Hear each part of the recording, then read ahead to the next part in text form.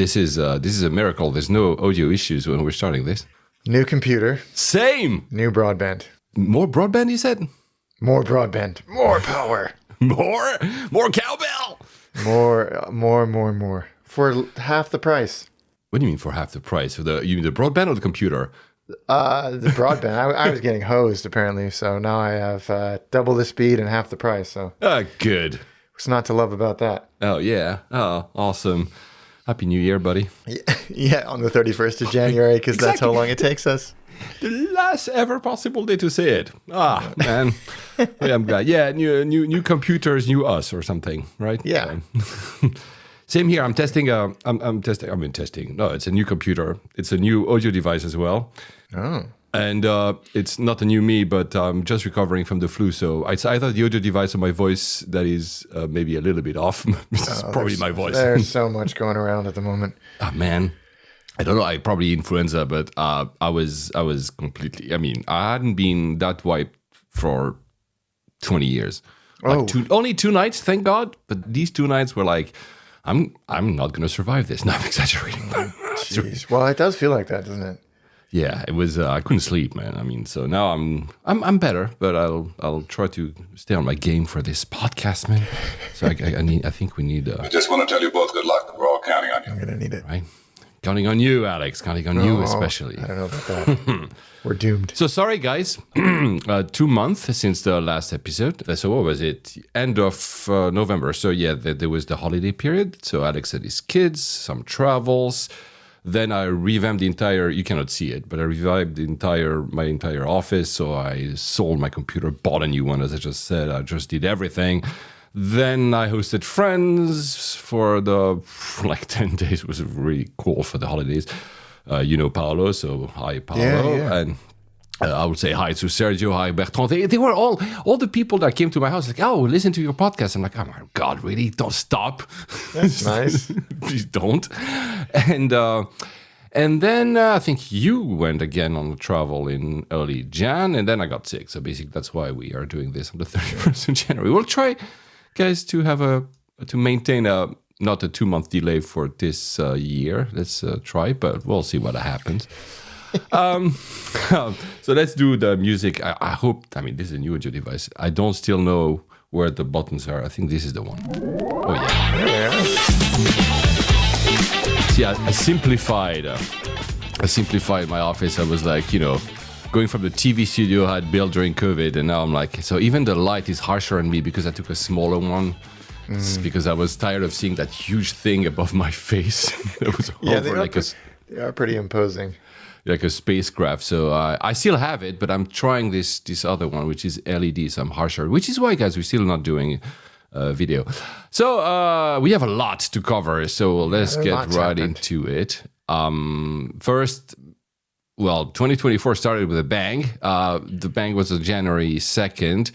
Thank God it was not that catastrophic, but still, that first ever 350 hull loss in Haneda. Wow, man, that was as you say, what a way to start the year, and it's been an eventful year ever since in aviation circles. But that was something else. That was so many firsts, and so much information was gleaned from it. Unfortunately, five people died. Yeah, the 5 Coast Guards in the I think a Dash 8 something. I think in a Dash 8.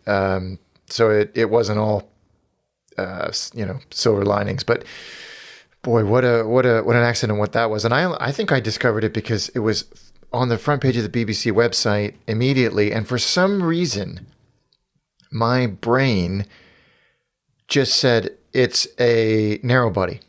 Oh.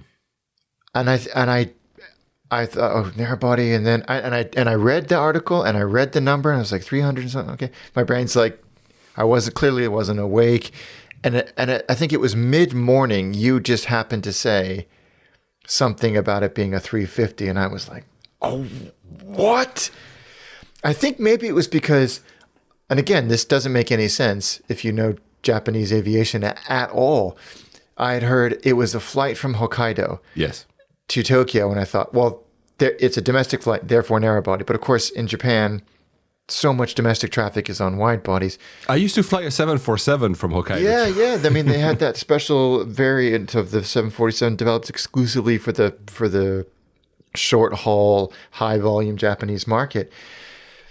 But boy, what a tragedy! And I've it's very easy to armchair analyze it, but it feels like an avoidable tragedy. And I hope that we can learn enough from that. I mean, of course, we're not going to speculate because we're not analysts anyway. I have no freaking. But yeah, a runway incursion seems to be clearly but why it's up in the air? I mean, of course, there was the chatter between the tower and the planes that was publicly available, and some people said, yeah, did he not respect hold? And some people say, yeah, but hold, did that mean he would? No, he said nothing. Number one, was he number one? Was he mean lining up or not? Anyway, that's up to the investigators to determine. But yes, clearly, I think the Dash 8 was for like 30 to 40 seconds lining, so already on the runway before the 350 basically landing on it. I think it crushed it hit the front wheel, I think, or something. I don't know. I'm not sure. And then he basically, crash landed and caught fire. That was also something. The way it caught fire, because it's the first ever composite plane hull loss, at least commercial. I think there was one military aircraft in the US like a long time ago that was also composite. But and the way it burned was also quite interesting. I think at least there will be a lot of lessons learned. But thank God, as you said, as far as the 350 goes and its passenger and crew, everybody escaped, which is staggering in and of itself. Right? I mean, when you see the video, and I'm sure everybody listening here has seen either pictures of the video, you look at that, and if you didn't know the outcome, you'd think multiple fatalities, and there were, but none. I don't even know if there were injuries in the 350. Maybe some smoke inhalation, but it was. I mean, maybe we take a step back and describe what happened. I mean, you alluded to it, that this Coast Guard Dash 8 incorrectly and inadvertently taxied onto the runway for takeoff, misunderstanding, and that's where I'm air quoting misunderstanding. Yeah, we're not sure there. Yeah. No, the direction from air traffic control, and then, as you said, seconds later, this A350, fully loaded A350, landed on essentially on top of it, skidded to a halt. I think 300, 400 meters down the runway, and the evacuation happened, and it happened with a delay because the flight crew were not aware that there was a fire, which is fascinating in and of itself. And the comms were interrupted. The comms were interrupted. They couldn't get to the back of the plane as well, because I know the first two doors that opened were the front ones, probably were the cockpit, so they could do it. And I think the other one that was available to open without danger was the very rear left one, and that's a decision of the crew without the approval of the cockpit, because they couldn't reach the cockpit. Yeah, and they said, "Okay, it's safe enough. Let's open it so we can go." And they had the cabin crew had a much better understanding of the severity of the situation. Yeah, and like you said, the comms were cut, so it took. Yeah, because we should say the engines caught fire because probably they were dragged on the runway because there was no more. The wheels, the undercarriage was gone. So they were dragged on the runway and probably caught fire. Yeah, and it took one of the cabin crew, perhaps the purser, I can't remember, physically going up to the flight deck and saying we're on fire, and then they issued the evacuation order. But as you said, the rear of the airplane had already started to evacuate, and they got every single person off quickly, orderly. I mean, those from what I've read, and I think the general consensus in Japan and in the aviation community writ large is they were heroes. They acted heroically. Yeah. They put everybody's well-being before their own, and they were the last off the airplane. And I think the pilot was the last one as well. Yeah. Exactly. The entire. I should say that. That's a really good point. Yeah. The entirety of the crew, not just the cabin crew, that all of them acted selflessly. Yeah.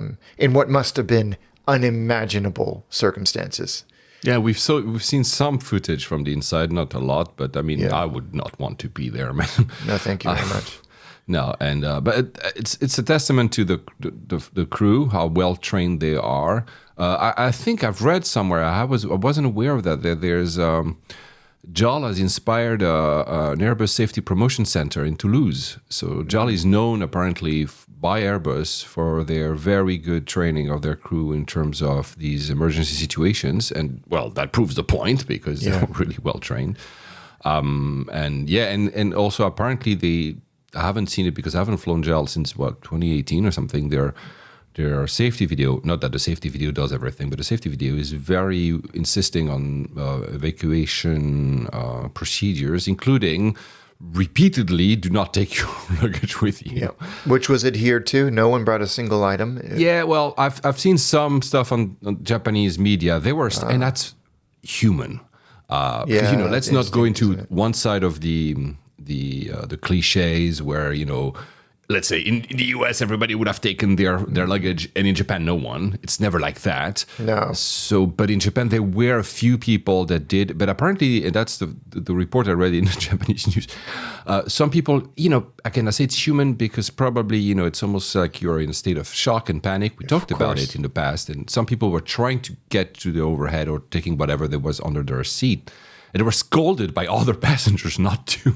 Yeah, well, that's good. I think exactly. There's a little bit of accountability that needs to happen. And again, like, we can only imagine what one's state of mind would be in a situation like that. Yeah. But it was, it was just incredible to witness, and it's a tragedy that the Coast Guard crew, bar one, lost their lives. But I don't think we can emphasize enough just how miraculous this was and what a testament it was to that airframe as well. Yeah. All modern aircrafts have that, but you could see almost, of course you could not, but the work of the flame retardant materials that are there, because the flames were there. The engines were on fire, and you were like, that's not actually going, it's not like engulfed in flames in 3 minutes, as you've seen some Hollywood movies where everything burns. It really took its time to burn, leaving the time to basically evacuate. Of course, there were already at least at the beginning, one fire engine from Haneda, but clearly, the plane itself, the flame retardant materials, again, lessons will be learned, and other airports will learn how to deal with that type of fire, because the way it burned was interesting. The way you could see the next morning the remains of the plane. It's a very different type of fire that we are not used to, because it's not as if we see the plane burning down every day. But it's fascinating. But a testament to the airframe, to these materials, to Airbus, to JAL, because, wow, it's, in all this catastrophe, everybody was out. It's interesting how, and I'm going to talk about a cultural standpoint again, how here we were all very appreciative and very almost like, admiring how good this all turned out for the 350 passengers and crew. Whereas in Japan, there was a lot of criticism. Why did it happen? It's really, they were pointing the finger at JAL. It's fascinating. It did feel like they, I don't know if it was the media there, but they wanted a scapegoat basically immediately. Yeah, maybe. They wanted a single organization or individual to be held responsible. To be held responsible. Yeah. And it almost straight away, it was like, the air traffic controller is going to be suspended. And it was like, well, I think there's a lot going on here. And also, it just happened. Just that, literally. It just happened. I don't think it's gonna take a long time to unravel all of the nuance of the accident. But one of the things that struck me was listening to the air traffic control recordings was actually two things. It was interesting to hear them flip back and forth between English and Japanese, even in this transmissions to the same airplane. And then also, and this is delicate, but when the English was spoken, it was very hard to understand. And the signal quality wasn't great either. I think that's why it took a little bit longer for them to piece together an official transcript of what happened. But listening back to it, it was a lot of it was hard to understand, and I feel like that has to have been a contributing factor. Yeah, I think it's not. I mean, I think it is not mandatory to speak. I mean, English is the default language, but you are allowed to speak in your own language. In France, you could see, Air France and Paris-Charles de Gaulle, they will talk in French, or in Germany, these are common occurrences. Yeah. What was? I think it's a recommendation. You might know better than me because I didn't look it up. There was no callback to the command. So, like, let's say. The ATC says hold. I think it was C1, if I remember correctly. Yeah. Whatever, the entry point of the runway. The aircraft did not repeat the hold C1. I don't think. I think in some countries they do ask for the repeat of so that everybody is sure that we're on the same line and understanding what we're talking about. Not saying that this is a contributing factor. I'm saying it's interesting that it might actually maybe sometimes clarify, and especially because of what you described, the absence of, because the signal was not great. Maybe it's good to hear back. I don't know. Yeah. I'm just saying that it was interesting that it was not the case. Yeah, I mean, I know it's a requirement to read back especially something like that when you're going onto the runway, whether or not it was done and just it was not picked up. And I think that's what the media jumped on immediately was, well, the air traffic controller said that the JAL plane could land, but had not received the confirmation of the hold short. And again, I don't think it's as clear cut as that. I don't think any of this is as clear cut as that. Agreed. I think maybe it's a tragic confluence of circumstance, or maybe there is one single point of failure. But I do find that latter one possibility very hard to believe. Yeah, and there was notably they installed, I think, more than 10 years ago. They had a runway incursion warning system in Haneda. And for some reason, either the plane wasn't picked up or the ATC didn't see it. It should have be triggered. So we don't know. We will learn. I doubt that we will come back to this in this podcast, I'm saying. But yeah, either the ATC didn't see the warning system telling them there's a plane on the runway, or the system didn't work. They couldn't see it. Okay, it wasn't night, so there was and if you've been to Haneda, and I know you have, and many other airports, it's not always straightforward to look at the entirety of the runways and everything that happens, especially at night. So that's why they had this system. Again, something that the investigators will determine at some point. But yeah, man. And in the tragedy, I mean, it's tragedy already, but the tragedy was that these Coast Guards were leaving for Niigata to help for the rescue operations of the earthquakes that just had happened before. So it's also not fun. It was just really catastrophic. And I think the only things that we can take from it, the benefits that we can take from it, is there will be so much learned from this. Yeah. Because you never want an airframe to crash. Of course you don't want it to crash. But this was the first, as you said, composite airframe hull loss. I mean, I know that the Dreamliners had their battery issues, and that Ethiopian one caught on fire early on. But it wasn't a total hull loss, and it wasn't a crash either.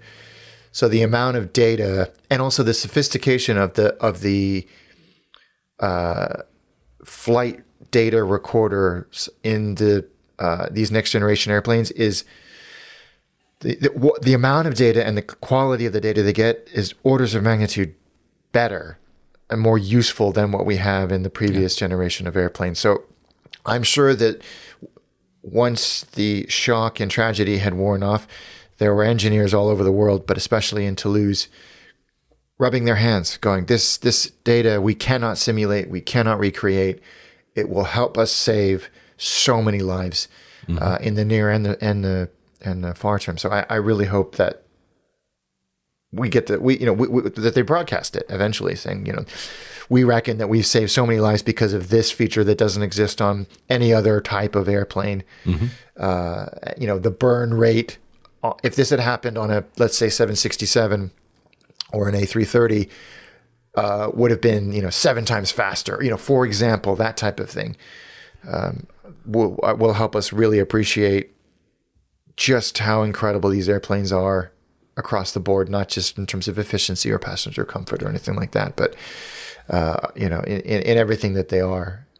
And it will be also probably, I think I just said it earlier, but it will be also lessons. And I'm sure what I'm saying is, I'm sure other airports, fire departments are also interested in knowing, do they have to adapt some procedures depending of the type of airplane?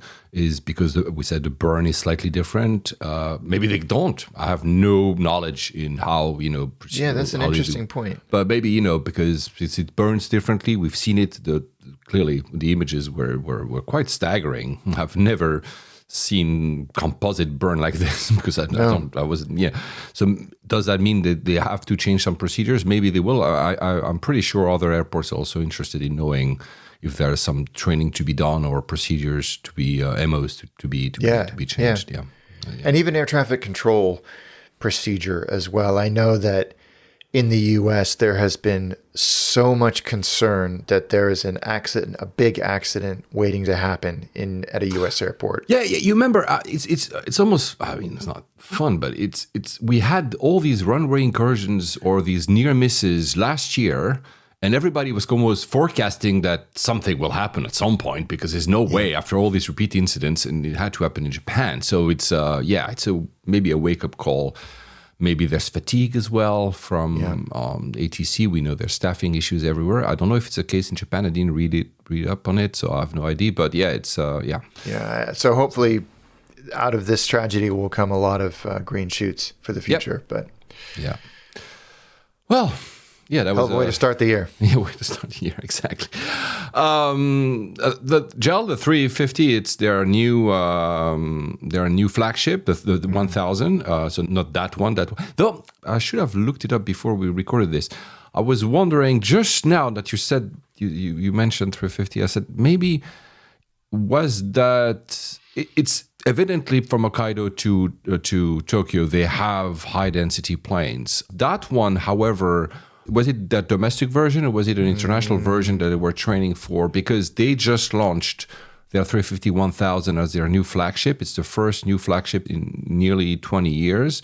They've introduced, the new first class and new business class, which is clearly a response to ANA because they clearly look very similar. These square, big rooms and stuff. Yeah. So, which they look really nice. And then for our friend, I forgot your name, man. It will come back to me. That is very tall and that has been written to us. I don't have your name in front of me. The first bed length, man, is 2 meters and 3 centimeters, so 80 inches.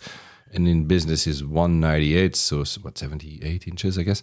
So yeah, and they have a wall. Yeah, they look very nice. So that's they just launched it. I think the flight, was it to the US, just happened. I think a few days ago. New York.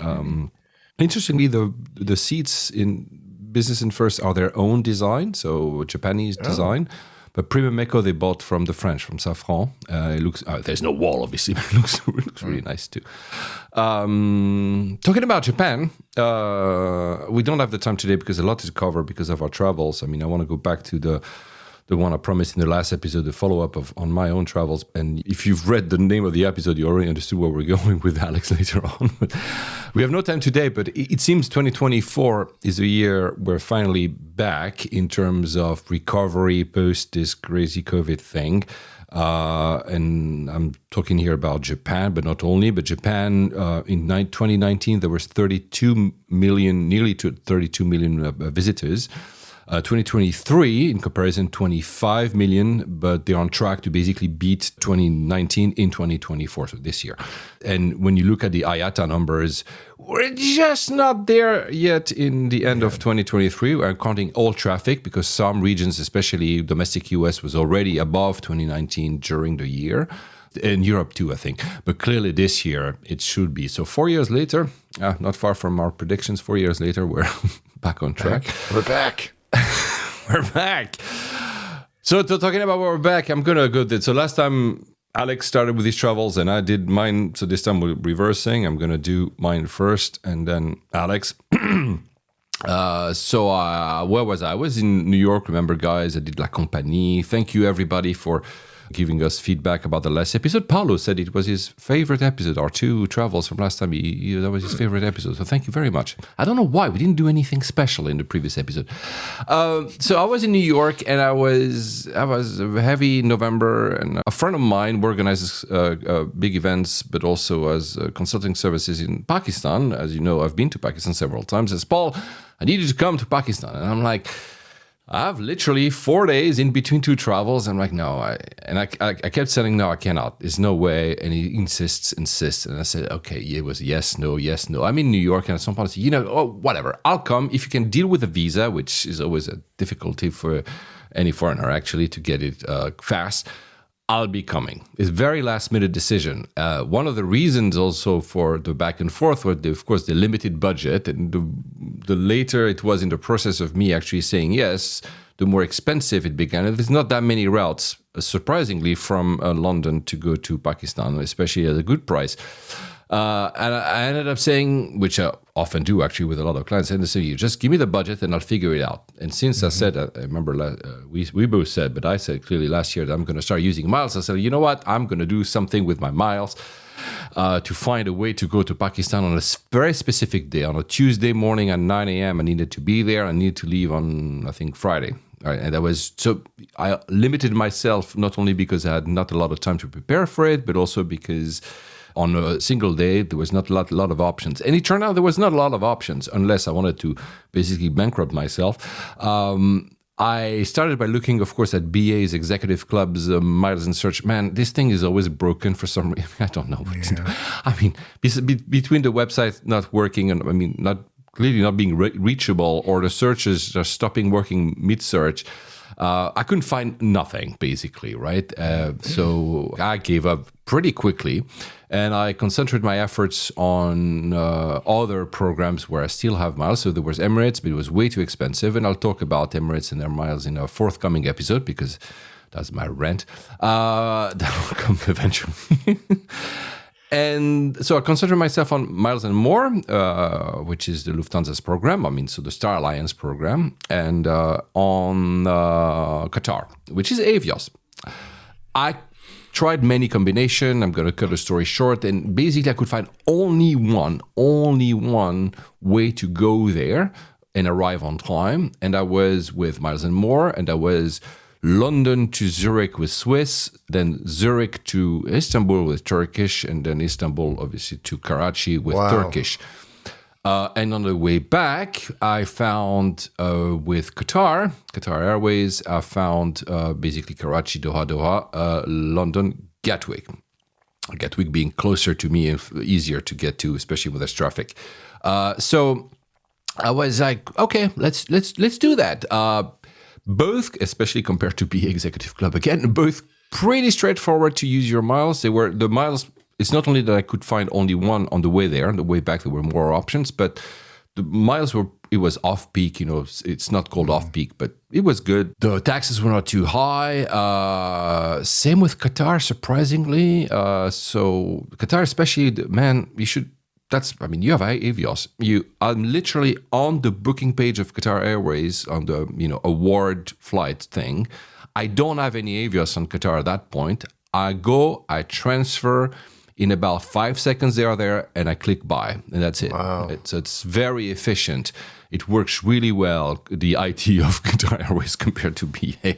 So that's you need to combine your accounts, which is pretty easy to do, very easy actually to do. And basically on Qatar Airways, you can see your Avios amount, how many you have from BA, and you can just transfer them. It's very, very easy to do. Oh, that's great. So that's it. So I'm buying these 2 tickets.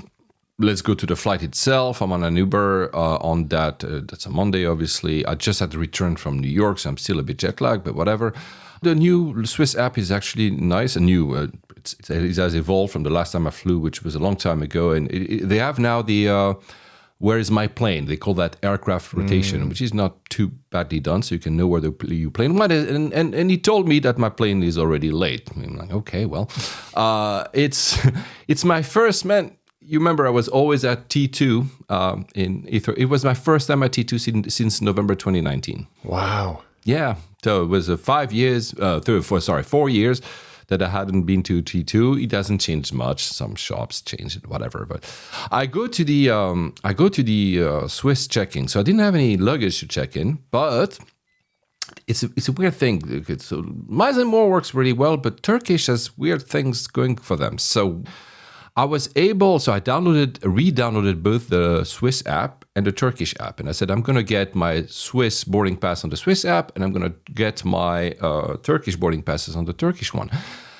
Turkish does not recognize the same PNR, the same booking number. So I didn't have the translation of what I should have used. It does not either recognize the ticket numbering of the one that Miles & More gave me. So I was not able to access anything on Turkish. However, I still had on Swiss my 3 boarding passes, but I still went to the Swiss check-in because the Swiss boarding passes didn't show my seats, although I knew I had them on my reservation page. I was like, I want to make sure I have those seats, but I chose them. Me and you were the same. I chose them specifically. I want this. Yeah, of course.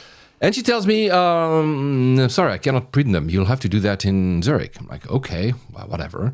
So I go to the lounge. First time, I know it's going to feel like people are going to laugh at me, but I used to go to the senator lounge, and I have to go to the peasants business lounge. I know how I feel. The lounge hasn't changed at all since I was at the opening. As you remember, I was invited the day before for dinner there years and years ago. So the flight is delayed again. It's funny because when you arrive, it's every lounge in the world. It was a lady in that day. She told me, "Oh, your flight is delayed by 20 minutes." And I'm like looking at my app, like, "No, it's 45." She says, "No, it's 20." Like, I'll tell you, it's 45. And 10 minutes later, she's like, "Yeah." You came to me, "Yeah, it's 45." Like, "Yeah, I know." I have an app here called Flighty and tells me. Yeah. Anyway, I was not too worried because in the end, I had I think 2.5 hours in Zurich, and Zurich, it's very easy to transfer to. So whatever. What time of day was this? Morning. Oh, so morning. Unusual for there to be a delay that early. I'll come to that in a second because I'll have the explanation. Okay. So I go to gate, I think it was 8:26 or something. A bit early. I'm always timing, probably like that. I know that the gate usually, the boarding starts around 45 minutes before. So I time it to be like at 55. So I can be quite early in the queue if I'm priority. And I was, I booked myself on business. So I'm like, okay, I'm good because I wanted to use my miles. Okay, I'm okay. And I'm lining up. It's weird. And the flight is opening a bit earlier. And there are people already in front of me. So I go and I follow and denied. And I'm like, what? I'm on the wrong line. I was about to fly to Geneva. I don't know what the hell happened. No. I clearly lost my mojo. I went on the wrong gate. Anyway, so I ended up entering the right aircraft. It's a 320neo. I mean, that Euro business, which is basically, as everybody knows, who lives in Europe, it's a business only in name, same legroom than economy, I guess. But it felt there was a little bit more room than a BA similar 320neo. And, I was bored. So I was reading up how do Swiss compare. And Swiss has this thing where the legroom start, I think, at 32-inch for the first 9 rows. And then it gradually reduces until it goes to 28 or 27 at the very last row. So basically, you're getting more cramped the more in the back you go. So the last row must be held because also it has no window. So never get on the last row of the Swiss aircraft 220neo. And also, I didn't know that. Seats can only be reclined up to row 9, and then they're not reclinable. That's weird. Yeah, right? So I guess they were trying to do something. Is that a business class thing? Yeah. Yeah. But in that flight, I was in row 7, though when I boarded, they gave me a 6, whatever. So the curtain was at row 9. But it seemed,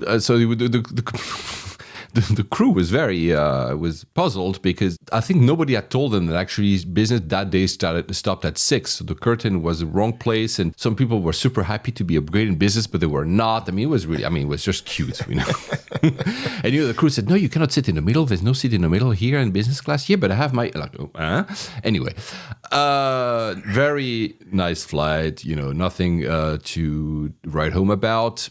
Mention, I think we talked about it in an episode. Swiss sadly didn't order the new large, supersized overhead bins. Oh, yeah. So it was still a Tetris to make it work, but not for me, but I could see they took a little bit of time.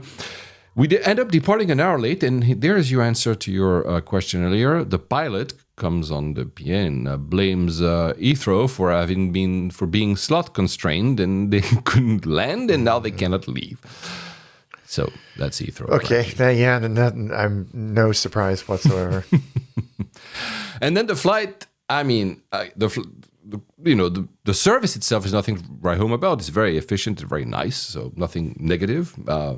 The flight itself, man, is a roller coaster. The crew has to sit, and the coffee pots are on the floor, and there are gaps everywhere, and the turbulences. But I'm watching The Bear. I don't know if you've seen that show. Love it. Yeah. Well, I'm watching The Bear, so I can give a F because I love that show so much. I was binging it when I was flying there. So I'm like, yeah. So I'm totally sucked in. And like, yeah, the plane can crash now. I don't care. I love that show too much. Anyway, so I land. At Zurich. I had to go from D to E. E has these very nice international gates. I take this little, what's the name? The little metro, the middle tram that yoddles. Oh, yeah. That yoddles when you're taking it.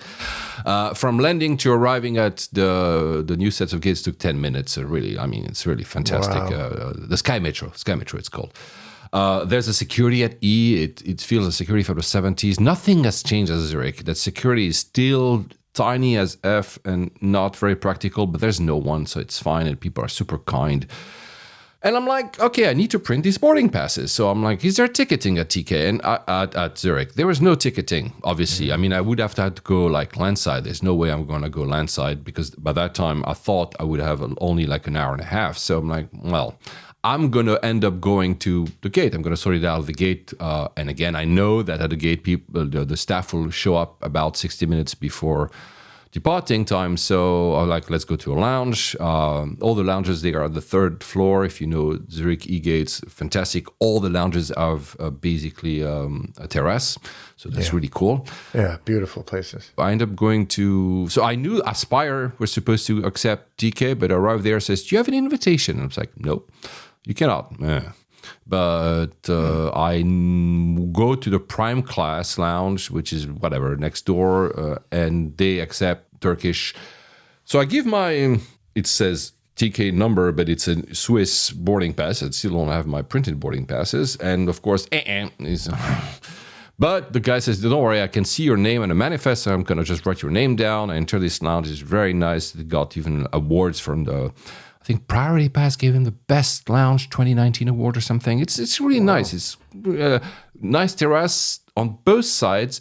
For some reason, I don't know why, people tended to be seated on the side when you can see the runway 1432, and you cannot really see it well.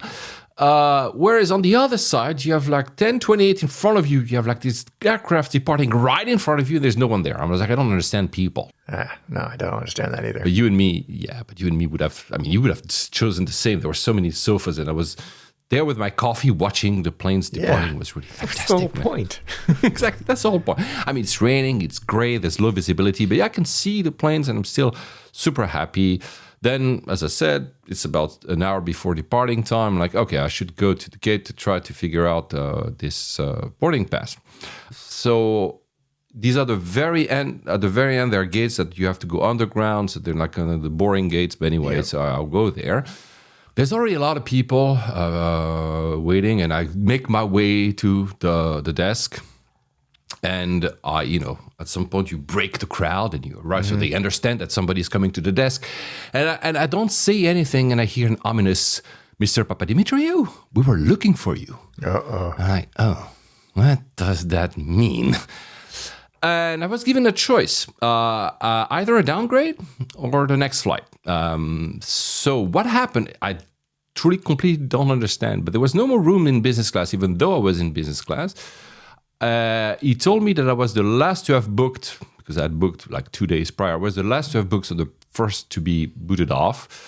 Probably doesn't help that I'm not gold anymore, so I was not in some algorithm to keep me there anyway. The first reaction, I'm like, guys, you know what? Downgrade, because I have a connecting flight. I have to be at 9 a.m. on stage, so everything is like a domino. If I take the following flight, which is in 3-4 hours, yeah, I'm going to be in a very nice seat in a A321 to Istanbul, but no, I'm going to miss. I made a promise to my friend to be on stage at 9 a.m. And by the way, I would land in Karachi at 6, so this is tight. So I choose a downgrade, like whatever, it's not a big deal. But, and I must say, the dispatcher, because I had to deal with a dispatcher, it was probably the best airport interaction I had in a decade. Wow. That guy was not only kind and professional as you expect, especially in a situation when probably, the business class passenger that has this deal happening to him, but he was, first of all, he was super apologetic.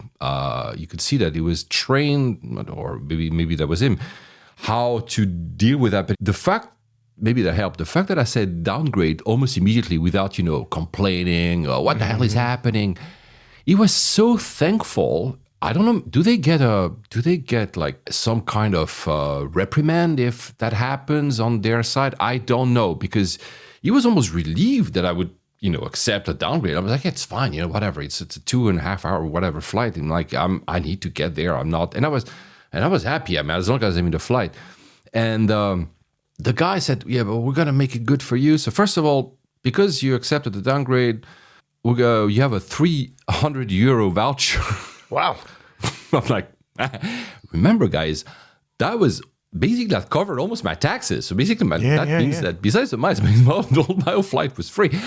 So yeah, and right away, paperwork, WhatsApp calls, old computer for the 80s, terminal, prints the thing, makes me sign the paper, puts his name. Do you want to print copy? I said, no, I'm just going to take a picture with my phone so I have a proof.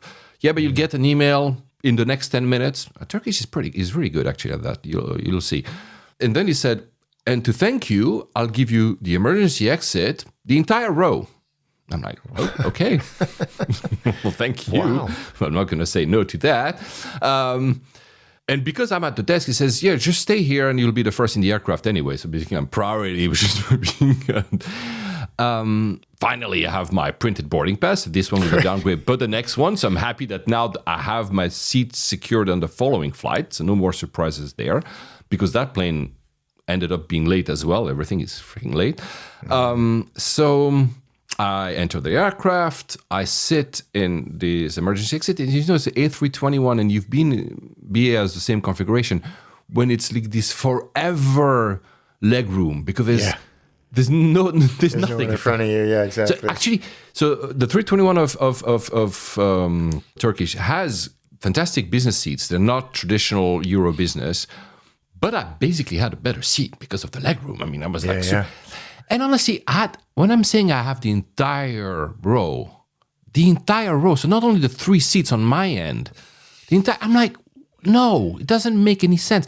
So, I'm sitting there like, there's no way there's not going to be someone who wants to sit there. So I'm waiting and the plane. Nobody sits there. He comes, I can see this dispatcher comes. He's like, are you happy with this? I'm like, yeah, thank you. Like, again, thank you so much, Mr. Papadimos. He says, call me Paul. Thank you so much, Mr. Papadimos. So we'll make sure that everything happens. Did you receive the email? I thought, I should check. Oh, the email is there. So he says, you have these emails. So now you can go and get the cash in Istanbul if you want. I'm like, oh, great. Okay, good. He leaves, more people coming, boarding is done, he comes back. He's like, I just came back I wanted to make sure that the entire row is for you. And I'm like, it's okay if people want to sit on the other side, Like, I'm like, no, the seat is for you.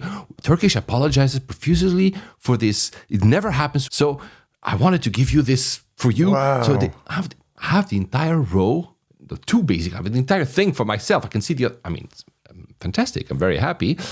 So yeah, that service, I was like, you know what, it's going to be great. And then the crew was also very kind with me, thanking me for accepting this downgrade. I'm like, it's fine, guys, it's okay. Say it twice, but then give it up. I'm okay. Yeah. We're waiting because of the weather. We're late. Anyway, the door is still not closed. He comes back one more time, that Beat, the dispatcher, is like, I just wanted to tell you, I appreciate it so much. We'll do better next time. And I'm like, no, wow. you look at this. It's fine. Yeah, that's wow. Yeah, exactly.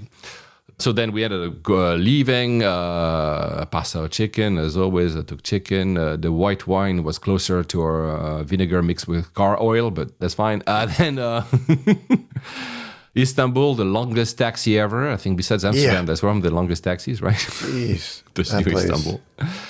Longest walk to transfers too. And, so we discussed, we're not going to do it too long. We discussed about Istanbul. I went just after it was open. You went last year. We talked about it. Yeah, you were right.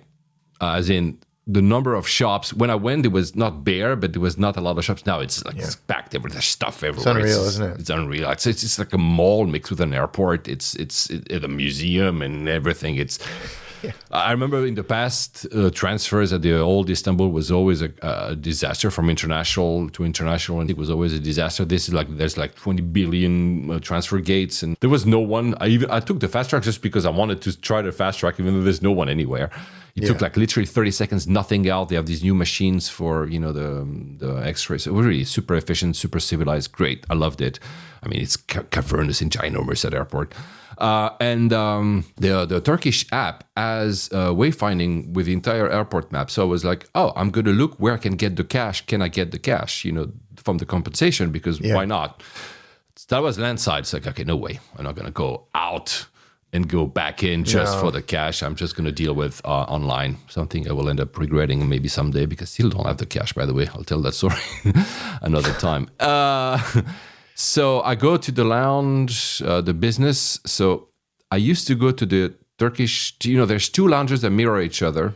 Yeah. They look exactly the same mirror on the top. And one is called the Miles and Smile Lounge, which is the program from Turkish. And the other one is called Business. The Miles and Smile Lounge is if you fly in Turkish and you're part of that specific program and you're in business. And if you're Star Alliance Gold, so that's where I used to be able to go. But because I'm no longer Star Alliance Gold, I go to the other one. They're exactly the same.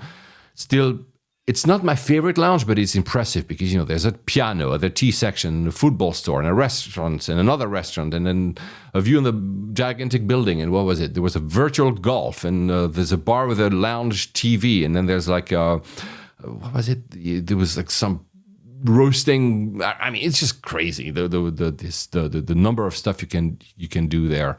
These 20 billion TVs showing 25 programs at the same time. And people sat in front of it. They say, how do you listen to one program specifically? I don't know. Yeah.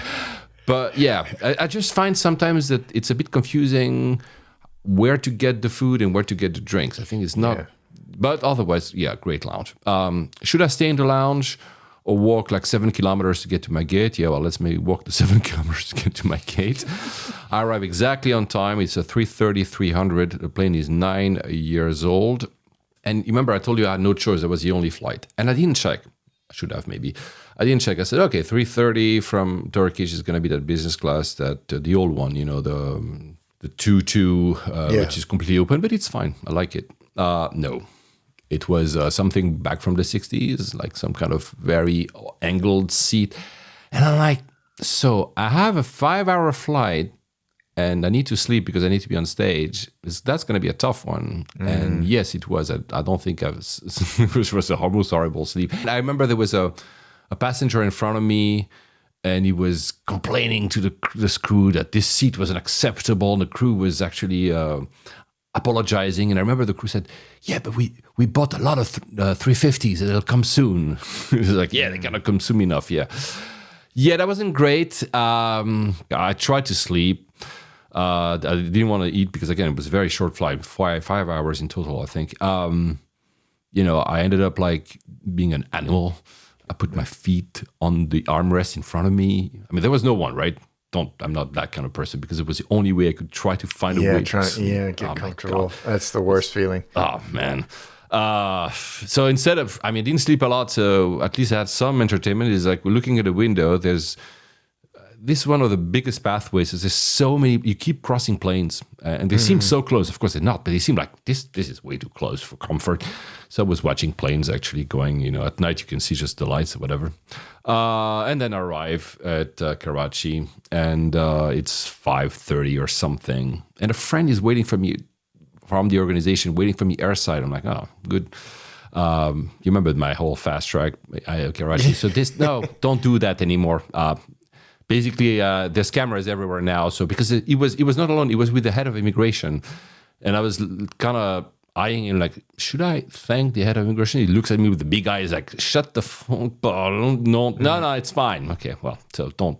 Yeah, if you've listened to that episode, you know what I'm talking about. I'm not going to repeat that. Then basically my few days in Karachi can be condensed in one sentence, in one line of questioning. Me saying, I'm not hungry, and them replying, why? Yeah. That's Pakistan for you. Wonderful as always, was shorter than usual. On the return, very early flight, very, very early flight in the morning, Qatar, so no traffic, 12 minutes to the airport, that never happens. Something that I know you don't do either, I like to fly alone. And I learned that one of the speakers, she's a friend, but one of the speakers is going to be on the same flight. And at the same time, I'm happy because I like her, but at the same time, I'm like, oh, for fuck's sake, you're blessed in the morning, I'm going to look like shit. And I like to be on my own. But anyway, so we end up, of course, in the same car going to the airport. There's there's like a business entry to the airport. I had never used it. It was always closed. It's weird because you go there, you get your boarding pass, and then you go to a first security, and then you go to your bag drop, which I didn't have to drop any bag, and then you go to immigration, and then you go to another security, and then you go to another security. Anyway, she should have said, I don't want to be with Paul. You remember Argo, the story last time I couldn't. Yeah. Again! I don't know I think I need to change my passport. Again, so she goes first. So first of all, the lines are not, Pakistan. I'm saying that with a lot of love, guys. There's lines, but nobody respects where you're supposed to go. And I'm like, where's the fast track for business? Be like, yeah, it's there. And like everybody's on all the lines. And I see there's a family line, and I'm like, you know what? I'm just going to talk to the guy. I'm like, I'm with her. We're coming here. The guy's like, it's only for family. She's my family. And I'm just, so I fast tracked myself. And so, but being a gentleman, I tell her, go first. And she goes and she does. She's out. She's through in a second.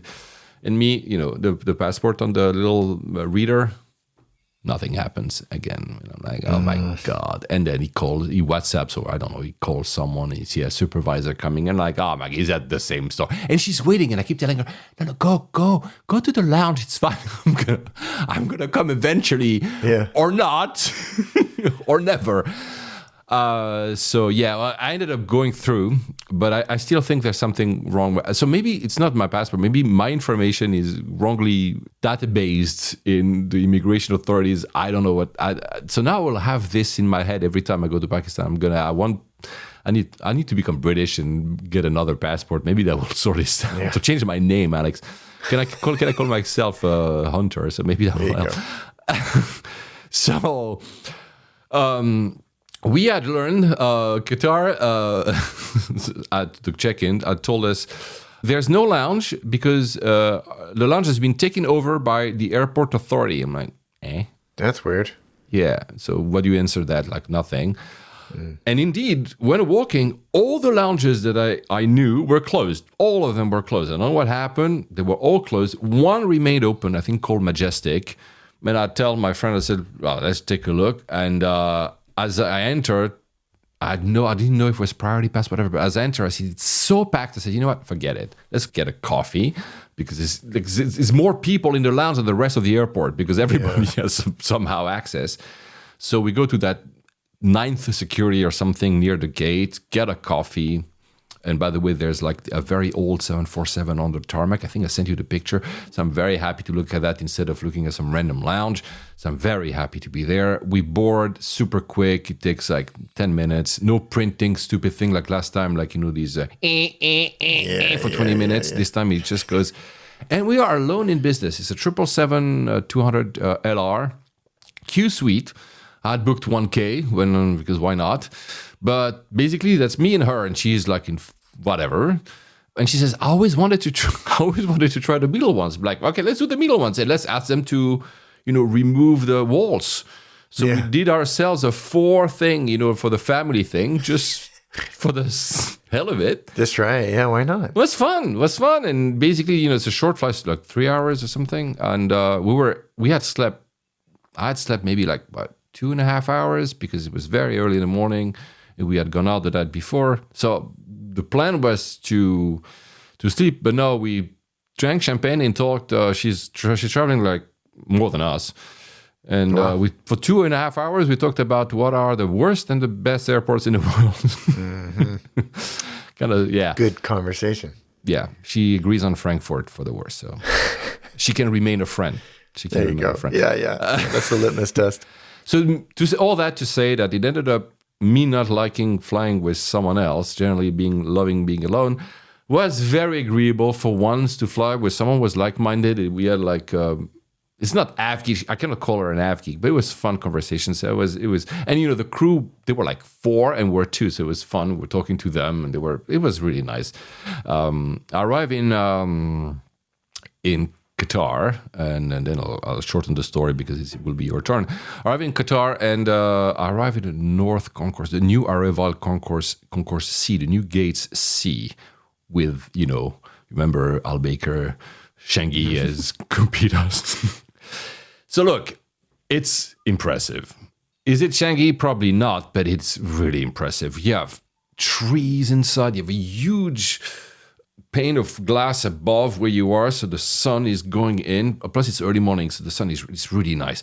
You have pathways that are above the trees and between the trees, and then you have shops all around, and you have restaurants, and you have like... It is really nice. There's not like the water feature. Of course, it's not Shanghai the Jewel. Mm-hmm. But the difference is this is actually in the airport. Jewel, as you know, is like landside. It's really it's really impressive. Man, you have to see it. It's really impressive. And so because I'm still with her, and I'm like, okay, we're gonna have some coffee, and then you go to your flight. I think she was flying to Paris, and I go to mine. But I had the whole day in Doha. I'll explain that in a bit. But I say, okay, so let's go to a lounge. The thing she had, her first flight was in business, her second flight was in economy, because she couldn't, for some reason, she was trying to upgrade herself online and couldn't. So we go to a desk, and she upgrades herself to get in business class. She's that kind of person, man, whatever. We arrive in the new Al Mourjan. So it's a business lounge from Qatar, which is in the north part. The old one, not old, but it's in the south part, right? And they have this weird rule. They say, oh, Paul, you can come in, but she cannot. I'm like, why? It's like, we only accept people that are in business. Like, she is. Yeah, but only people that have upgraded themselves in the past 15 days. So prior to the 15 days. That doesn't make any sense. Doesn't make any sense, right? Anyway, we go to another lounge, which is also business, which is more generic, but it's very nice to use all the lounges in there. And we have coffee, whatever. Then we take the tram to go to the south, because that's where. So basically, I'm being a gentleman again. As I'm going to walk you to your gate, but also because I knew that in the Al Mourjan South, the one I used to always go, there are lockers, and I want to go out to Doha. So let's go together there. We take this tram, which is not a tram; it's like a science fiction spacecraft. There's like, you're above everything. You see all the gates. It's really fantastic, and you arrive. I say goodbye to her. I go. I put my lockers, I put my luggage in my lockers, and I went to Doha because I had 7 hours or something. I wanted to see a museum, so I went to see this new museum, the National Museum of Qatar, which wasn't there last time I went. So it was really nice. I had some food and everything. Come back to the airport. Very easy. They have a metro. You can see that the metro has been vastly improved because of the World Cup. Before that, it was also still bare bones. It's like I took 2 lines. It was great. You know, they even have a first class in the metro, man. Like in the front. Well, of course they do. I checked it out. Didn't have a Swiss controller coming to me and says, "You're in first class." Yeah. Probably a joke for me and Alex, guys. I'm so sorry. So I go back to the airport with that same metro. So my luggage are in the locker still, and I'm saying I didn't get the chance to see this Al Mourjan North because we were prevented to go to. I'm like, I still have a few hours. I'm gonna go. So I took that tram again, that spacecraft, go to the north. That lounge, man, that's probably one of the best lounges I've ever seen in my life. It's a whole floor, obviously, as they all do now. But man, that's where actually. As soon as you enter, in the middle, that's where the Louis Vuitton lounge is. It's a lounge within a lounge. Oh, yeah. Right? Yeah. Which you have to pay. So basically, if you want to go there, you can, but you have to pay extra for everything. I'm like, I know. Yeah, thanks. Right? I'm good. Yeah, right? No, it just makes no sense. So on the left, you have sofas and seats and secluded sofas and low tables and carpets and a water feature and a bar and quiet areas and showers and a work area. And then there's a Dior beauty retreat thing. And on the other side, on the right side, there's and I went to the quiet room. The quiet room, like they're almost like a hotel. They're individual rooms with a fridge and sofas, and you're like, what? Wow. There's not an actual bed because I think they still want to prevent you from, if you have to choose, they'd rather you to go to the hotel because probably it's the same, yeah. But it's really nice. Anyway, on the other side, there's, of course, food. There's a gym, there's a spa, there's a game room that has a pool, football, and a PS5 in a huge, massive screen, man. Wow. The PS5 I couldn't play because it was someone else. There's a children room and a family room, and there's a sushi bar, and there's a bar, and there's a second bar, there's a private dining room, and you're like, what's going on? And all the seats are super well laid out. They're all a bit different. It creates like these all sections, natural different sections. It's very tastefully done. And there's food on display in hidden besides very nice glass displays. And I thought, is that fake food? No, it's real food. And because I saw them, they were changing it from time to time. But you cannot take it. It's just to show you what kind of. It's crazy. And I had sushi, and it was great. And it was like this lounge is. I don't know which one I prefer now, the new Al Mourjan or the old one, but it's. Oh yeah, and you go to the bathroom, and they open the door to the stall. You're like, I can't do that myself. And they flush once in front of you, and they put paper on the lid, and you're welcome, sir. And then they close the stall, and you're like, okay, you're doing your business, and you get out, and they're just there, and they hand you a towel once you wash your hands. And now you feel that Dubai airport is crap compared to that, because you're like, I don't have that kind of service in Dubai. Ah, man. And of course, the entire lounge has a view on this orchard, on the trees and on the, so it's, no one comes close, man. It's just, I've never heard anything like that. And the level of service, the aesthetics, the design, and what I found especially well done was the way the sound design was done. It seems like it's huge, but you don't hear anything. They're probably clever, the way the probably architects thought about it. It feels like everything is toned down. You cannot hear anything. Not you hear, obviously, because you're in the open. It's the ceilings are like 30 feet high and whatever, but it's really well made because it's quiet whilst being very open. You're like, how did they achieve that? It's probably sound design, but it's just, at least, let's say, I said no one comes close. No one comes close at that scale. Let's put it that way. It's, I don't know what to tell you, man. I just need to tell you, you need to fly them, right? Yeah, and the staff is clearly, the staff in this lounge is clearly hotel trained. Like you finish eating, they're there. You sit down, they're there to take your order. Because usually I don't usually sit down, but I had time, right? And there was this dude, this staff. He made a fork fall where the buffet section is. I think it took 4 seconds to be taken, removed, and replaced. The fork, not the staff, right? Right. Yeah. Anyway, I go back south with that spacecraft tram. I take my luggage, go to my gate, and when you wait in the gate, you look at the board. These are the airports, and I know that you like that as well. And you see Port Sudan, Nairobi, Kuwait City, Tbilisi, Phnom Penh, you name it, and you're like, I just want to go to each of these cities. I love that. And I might just go one. I'm just going to pick one of those this year. I'm just going to go. I took a shower. I forgot. I took a shower in the Al Mourjan Lounge, and it was great. Everything was really great. Honestly, fantastic. And I'm at the gate, and because that's me. I'm stupid. I'm in front of with the door open, and then that leads you to the aircraft. And there's this staff, and this Qatar staff says, You can have a seat. We're not going to board now. I'm like, I'm fine. I know. I've been sat in the lounge for hours now. I'm staying here. It's like, are you sure? I'm like, yeah. And then she brings me one of these high chairs that they use on their desk, with the wheels. Kidding. And she's like, you can sit in front of the guests. You will be first in the plane. Don't worry. And she gives me that chair for me. That's very kind. That's amazing. It's a totally different service culture, isn't it? Yeah. And so to Gatwick, it was a 787-8. I was it's seat 4K, I think. No Q suite, but I love these older. They're not all older seat because I like the openness of it all. There's no overhead bins in the middle, so it creates that big open space, well lit. There's sort of a bar-ish area at the back of business class. It's really nice. Really, really, really fun, nice flight. They gave me a loungewear, of course, pajama, man, and slippers and amenity kit and yes, everything. It's I mean, the only thing I didn't use is the eye mask. The secret is I still carry Emirates first class eye masks from pre-2018. These are the best eye masks ever. So me too. I always have a little bag of them and earplugs. I kept stealing them, and I have still a box at home. So that's the one I use. Even at home, when I sleep here, sometimes the weekend I want to sleep a little bit more, I use them. And yeah, the fantastic flights. Shout out to Mika. She was the head of cabin. She was honestly almost perfect. And she was perfect. Sorry, I don't know why I say almost. And that's when I'll finish.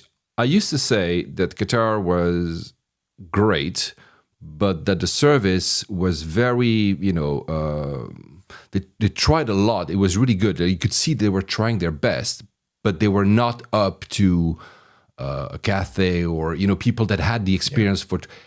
This is changing, man. They have that Mika and other during these two flights, they have that level of service now. They got it nailed down. And nowadays, they're really at the levels of not only of the quality of the seats and everything, that maybe that's a matter of taste, the quality of the service, the quality of the attentiveness, the reading the room and understanding the passenger. They have that nailed down, man. It was, it's absolutely fantastic. And we're going towards Baghdad, man, and I'm looking, and it's so beautiful to look down there. And we follow, because you follow the Tigris, the river, and we turn towards Samarra and Mosul, and I'm like, I also want to go there. Yeah, I always have that feeling when I'm flying over that region. Oh, man.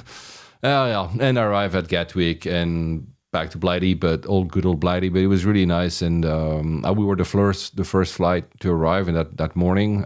So I activated the border staff, and there you go. And then another 24 hours and another flight, but that would be for another episode. I don't know when. There you go. Wow, amazing!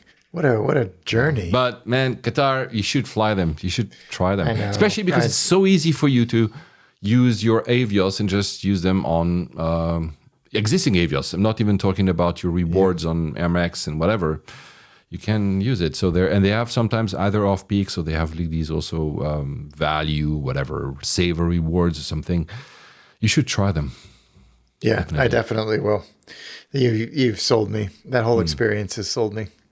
But and I should add that I used to say at least that have you been Qatar'd, as in you were not getting the product you were expecting, because Qatar for a while, they were advertising Q Suite, but they still had like these very old, super narrow, super tiny business class 222 or 232, which happened to me in the past. Now, basically, all the product line is it's not always Q Suite, but it's all going to be very new. So you don't get Qatar'd anymore. However, I can say, and please, guys, I know you're going to hate me for saying that, but you can still be Turkish'd, because it happened to me. So you think you're going to get, but to give it to Turkish, I think they're just a few years behind Qatar, because they just ordered like 5 million new Airbuses. They ordered like almost like 100 350s and I don't know, like maybe 200 321 Neos, and they already had 350s already, and probably they said they want more than 600 planes, so that they still have room for like I think maybe 200 Boeings that's going to come online. They're already talking about their new business class for these, and they just introduced a new one like a few years ago. We're not talking like a long time ago, so they already have one that probably is going to be with a door and everything. So they're going to get there as well, and talking about, because we were just saying that loving these destinations. I mean, Turkish has like, I think more than 350 destinations, at least 300 international ones for sure. Amazing. 130, 140 countries. They carry maybe 80, 90 million passengers. They're like this mess. They have now the airport. I might prefer Doha over Istanbul, but they will get there as well. I mean, in terms of product, because I've been Turkish. I was not able to sleep in that seat, but that's fine. I'm not unhappy to have done so. But and maybe it was not a premium route, maybe Karachi, I get it. But they'll get there as well. Yeah, they definitely will, without question. So before we go to your travel, should we talk about Boeing taking its window to the max and opening plugs? Man. What do you think about this? I think it could have been a lot worse. Well, that's for sure. Because if it was higher, man, they still had their seatbelts on. They still had their seatbelts on, and yeah, I mean this door plug coming out is just. I think it's representative of a major structural issue with that organization. That this has been waiting to happen for a long time, and I think I think everybody listening to this knows the story. But an Alaska flight from Portland to somewhere in Southern California, I can't remember, was taking off, and where there can be an emergency exit if the plane capacity or the seating capacity is high enough. In its place is this thing called a door plug, which is essentially just a window instead of having a full emergency exit. Yeah, from the inside, it doesn't look more than a window, but from the outside, you can make out that there's the perforation, for want of a better word. Yes. Where you just, and it's pressure sealed in. I mean, this was why you never worry about those things, even when they make strange noises, but they're reinforced with these 4 bolts. Mm-hmm. And I'm hugely oversimplifying this. Yeah, of course. And it turns out that at least 2 of the bolts weren't even installed. And the other 2 were badly installed, if they're at all. Yeah. And the door blew out at about 16,000 feet? Yeah, 16,300. I think I remember that number. And mercifully, there was no one sat in the seat right next to it, or maybe even 2 seats next to it. But some of this is the age we live in. We all got to see the footage of the people sitting in the row behind this, and I can't even imagine how terrifying that would have been. Yep. So this plane, go ahead. No, go ahead. This plane was 10 weeks old. Yeah. So there's no fatigue here. There's no maintenance issue with it coming in and out and, C&D checks. It was a 10-week-old MAX airplane. Yeah. That's not good, man. It's not good at all. Because the images, we saw, like everybody, we saw the images coming out pretty quickly. And then Alaska made a release, obviously. And I think they were downplaying it a bit. I mean, not downplaying. I mean, they were admitting, of course, it was like a problem, but they're downplaying it a bit. And I know that just after that, some passengers that were on the flight came out and did interviews and said, hey, I think it was a teenager. The teenager that was the closest to that entry, got his hoodie and t-shirt ripped off left in the air. The door of the cockpit, which is pretty far in the front, right, was slammed open. The headsets of both pilots flew from their heads, and the checklist, the binder, the emergency checklist, flew up in the air and also escaped or something. So it's not like it opened and there's a little bit of air. Oh no, this is like catastrophic. Now, from what I understand, the cockpit door is designed to do that. But what I'm trying to say is that significant. It was the suction of that air is not like we feel it's cool outside. We could have a barbecue on the wing. No, it's this is 200 knots. And like we said, if it was just a bit later in the same flight, people, what we do. Even me, I try. Let's say 90% of the time, I have my seatbelt on, even if it's looser. But there are times when you sit back down and you maybe forget. Imagine that same accident with people not having their seatbelts on. Yeah, I mean, it would have been or at higher. I mean, the forces at play cannot be overstated. No. We don't experience them, especially in modern airliners where it's quiet now and all of that. But the forces at play to keep that hundreds of tons of plastic and metal in the air are significant. And when that thing blew out, they didn't know if there was any structural, if it hit the wing. if it hit the tail, if it did anything like that. If it had been any higher, the pressure, obviously, the differential between the inside and the outside would have been even higher. And the fact that it was because the door plug was installed improperly is mind-blowing. Yeah. And the FAA, and I've made a mental note since this all happened, and I knew we were going to talk about it. Was the air current, John Ostrower's publication, for want of a better word. It's very good. Man, they are phenomenal at this type of stuff. It is proper investigative journalism in our industry. So go and support them if you can. They dug deep, and the FAA was like, you know what, guys? Time out. Time effing out. Enough of we are. They sent a letter to Boeing saying, we're coming for you. Mm. And you have, I think it was like 3 business days to reply to this letter. It's like, we are coming for you. Yeah. And we are going to audit everything, ground these airplanes. We want to know exactly what's happened, and you better have every single piece of material that we want to look at. And we're going to inspect every single one of them. Yeah, and there was the Seattle Times also often writes good stories about Boeing because it was close to the action. And because very early on, Boeing, I think, what's his name, CEO? What's his name? Calhoun? Yeah. Not deflected, but said, we have this company Spirit, not the airline, which is a contractor, which, by the way, used to be Boeing, but was spun off by a private equity or something.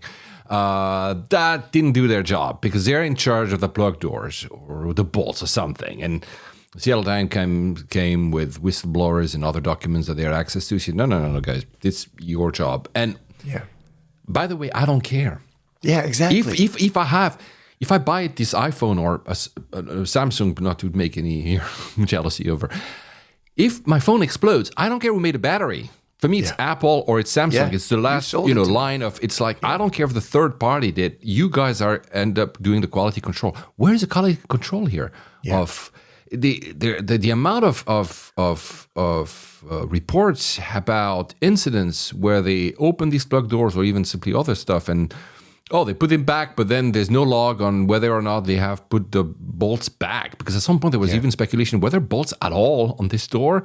You're like, what? How can you know? And it's also sadly it has to be taken into the whole recent story of Boeing. We're not talking only about the Maxes, that the MCAS issue that happened, that already gave a kind of a bad name to the Max, but the fact that the Dreamliners were shut down for 2 years because of quality issues. That you remember Qatar Airways refusing to get the planes that were coming from North Carolina, the Dreamliners coming from North Carolina, because they found power drills and ladder. They found a ladder in the plane. A ladder. They found a ladder in the tail. What? And of course metal shavings and loose bolts. And if you put all that one after the other, that starts to getting it's a pattern. It's like, and you can see a lot of the whistleblowing that we see are engineers 100%. That are pissed off because they're like, we're not a spreadsheet. We're supposed to know. We know how to do this. But either they're squeezed out, either they're contracted out, either they're like all to get an extra penny. I don't know. I hear I'm speculating. I'm just saying it's just. This is such a great company that has a history of doing such amazing machines. Doing this is just beyond comprehension. I mean, it's like you said, it's the latest in a long line of massive failures, quality control and engineering, and frankly, corporate culture. And all of the stories, and this is an oversimplification, but it's true. All of the stories go back to the Boeing McDonnell Douglas merger. Yeah, where basically they separated they took the culture of McDonnell and they separated the finance guys on one hand in Chicago and the engineering in McDonnell Douglas essentially took over Boeing. Yeah, exactly. And the leadership all went in, and Boeing was always run by engineers, always. And since it's in inception with Bill Boeing, and even through acquisitions throughout the years. It was always an engineering-led organization. Correct. The business decisions were led by engineering capability, engineering prowess. I mean, they were building airplanes based, the customer would come with requirements and they would build the airplanes around that. Not based on necessarily exclusively the economics of it. When McDonnell Douglas came in, that everything changed. Everything changed on that. And there has been this revolving door of leadership from outside of the airline industry. Yep. And not even heavy manufacturing necessarily. There have been from completely different industries. MBA people. MBA people. Right, Guys, MBA I know a people, lot of our audience might have MBAs, nothing against you, but that's a... No, but career executives, people who don't know anything about manufacturing airplanes, they just know how to move something from, column efficiently A to column B. reduce costs and and squeeze every possible Excel spreadsheet line to get a little bit more, including that probably this spinning off of Spirit. I mean, it's again not the airline guys. And I have nothing against private equity. I think there's many moments in a company's life when a private equity a company becomes a bit bloated and just does nothing, and private equity can serve as purpose. Yeah. But also, let's not be blind. Some private equity just come and squeeze every freaking lemon into.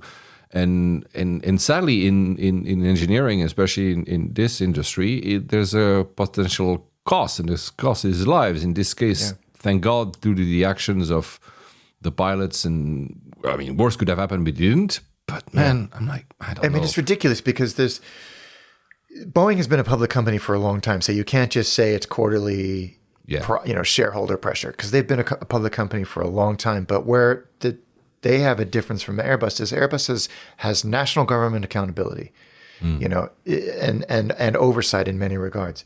And I'm not saying that Airbus is all holy and is never an infallible. Of course, they've made mistakes and they've made catastrophic mistakes as well. But this is something else. And will Boeing fundamentally change? No, of course they won't.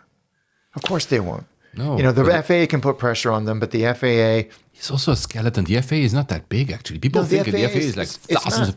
Yeah. And the U.S. government is one of Boeing's biggest customers. Yeah. So where does the buck... and the European... Aviation Safety Administration and its equivalents in other regions can say, we're not going to certify airplanes until you get your SH-1T together. But then they know they're crippling their own airlines. The whole thing is it's obscene at this point, and I don't know what they're going to do with it. It's going to kill a lot more people before it gets better. I hope not, man. Come on. My fear. My fear.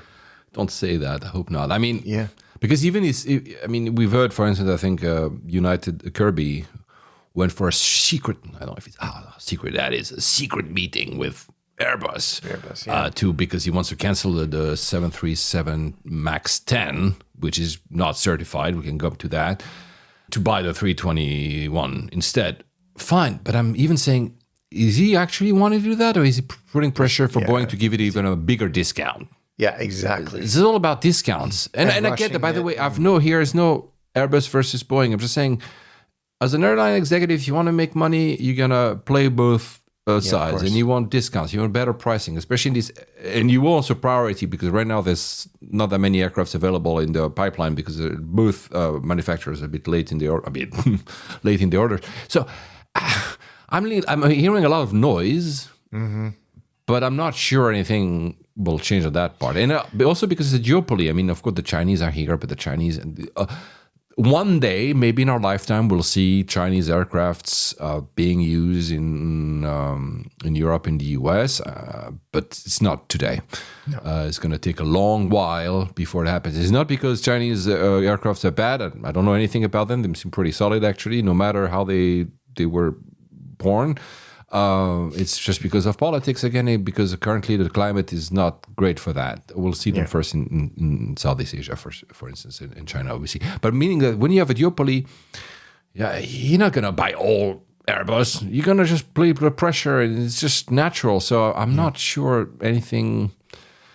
I think people read too much into that. Oh, United will cancel all these Boeing orders and go for Airbus only. No way, man. It's never going to happen. No. I mean, I think the more telling thing is now that I think United, but certainly Southwest, have removed the MAX 7 from they're planning for the foreseeable future. The Max 7, like the 10, is still awaiting certification, and they just said, you know what, we're just gonna plan without it because it's either not going to come or we don't want it.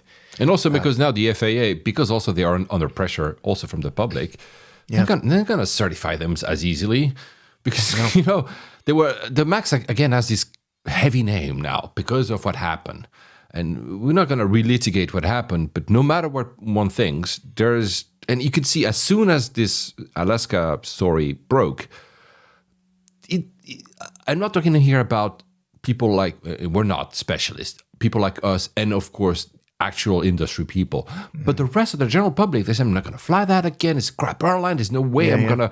And there's even a website now you can put your flight and it can tell you if it's a Max or not. I mean, this is silly. But the point is, the FAA will not certainly say, oh, we're going to give you this exemption that you're asking for the Max 10 because they have a new MCAS because the thing is so long that for the Max 10 to being able to act as a 737, so to avoid the pilots to be recertified, there's an additional system, and I'm going to F it up the way I say it, and when he takes off, in order to avoid, I think, because it's so long, the tail strike, the wheels do something with the angle so that the pilot feels like it's pulling a 737, but the thing compensates. Otherwise, I'm going to rephrase that. If the pilot were to do it the way a pilot, she or he, does a usual 737, that would entail a tail strike. Or the Max 10 because it's so long.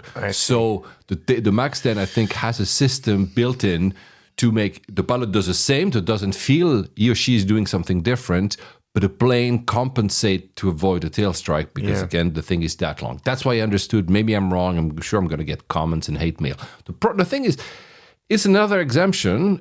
And now the FAA will say, well, so much scrutiny, and like you just said, we're coming at you, boys. That if I'm an airline waiting for the Max 10 to be certified because I want them on my books and I want them on my fleet, when is going to happen? And the Max 7 is going to be the same. And the 777X, which has no issue known so far, but is also super delayed, we still don't know when it's coming out. It's not good news from Boeing.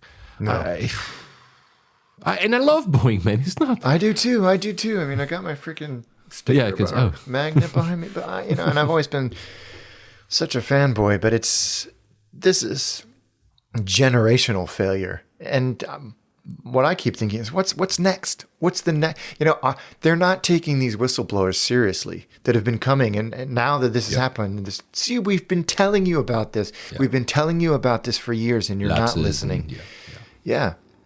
And hopefully they do. Hopefully they do start to. I mean, whistleblower protection in the U.S. isn't terrible, so you hope that more and more people come forward and say these are the issues, and then it's incumbent on Boeing to basically re-engineer itself and figure out, how they're gonna go back to being an engineering-led organization, if that's even possible. But what was you sent me yesterday the exemption for the Max 7? Was it like the de-icing would lead to the engine to explode or something? Yeah, they wanted some exemption for this de-icing component, and Tammy Duckworth, who was on the Senate Oversight Committee, something like that. She's a pilot. She's a military and civil aviation pilot, and she was the one who said, "Yeah, but if this happens, the engine could." One of the risks that no one is talking about, which is highlighted in this exemption request, is that the engine nacelle could fracture and impact the fuselage. And you want an exemption for that. Is like they have to turn off the de-icing within a certain time, otherwise that happens. Or something like that, if from what I remember after reading what you sent me. I mean, this is just but the thing is, it adds up. Yeah. But an engineer was losing his or her mind going, guys, this won't work. You can't do this. You can't implement this feature, but the customers want it. It's going to explode. Okay, we'll just get an exemption for that. All that, Christ. And I get it, all that also to avoid recertification. They want basically 737, whichever version, you're a pilot on it, you don't need to be recertified. And that's been, and I get it. I understand this, this standard that they want, the 737 standard, if you want. But at some point, maybe that's too stretched. I don't know, man. I hope I really hope you're wrong. I hope there's not going to be another accident before we. Of course, I hope I'm wrong too. Man, Boeing should have a head of quality control that is imposed. Yeah, well, I mean, they've brought Ryanair over, haven't they? They requested Ryanair engineers to come and help them reinstall and test a lot of these. I didn't read that. I didn't know that. Yeah. Okay. Because I know they had a stand down. All the lines were interrupted for a bit to say, okay, let's look at, I don't know what happened, but let's look at what's wrong, which is natural MO when you have an incident to know what went wrong. There were also some reports. I mean, that people are stupid sometimes. The Dreamliner line that was not going great, which is not the only Dreamliner line, actually, North Carolina, Boeing had chosen to open it because it was non-unionized. And now people are saying it's about the union. I mean, Renton, where the 737 MAX is done, is unionized. It's nothing to do whether you're union or unionized, because Dreamliner had issues. This one has issues. It's not about that. And by the way,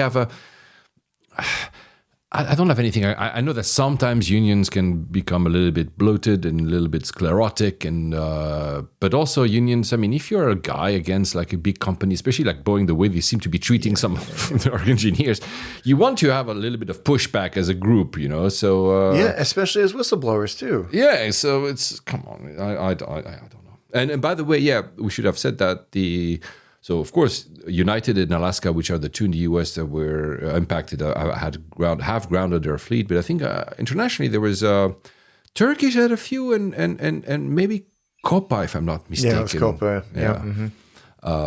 Yeah. I wouldn't freak out flying a MAX. I'm not like that.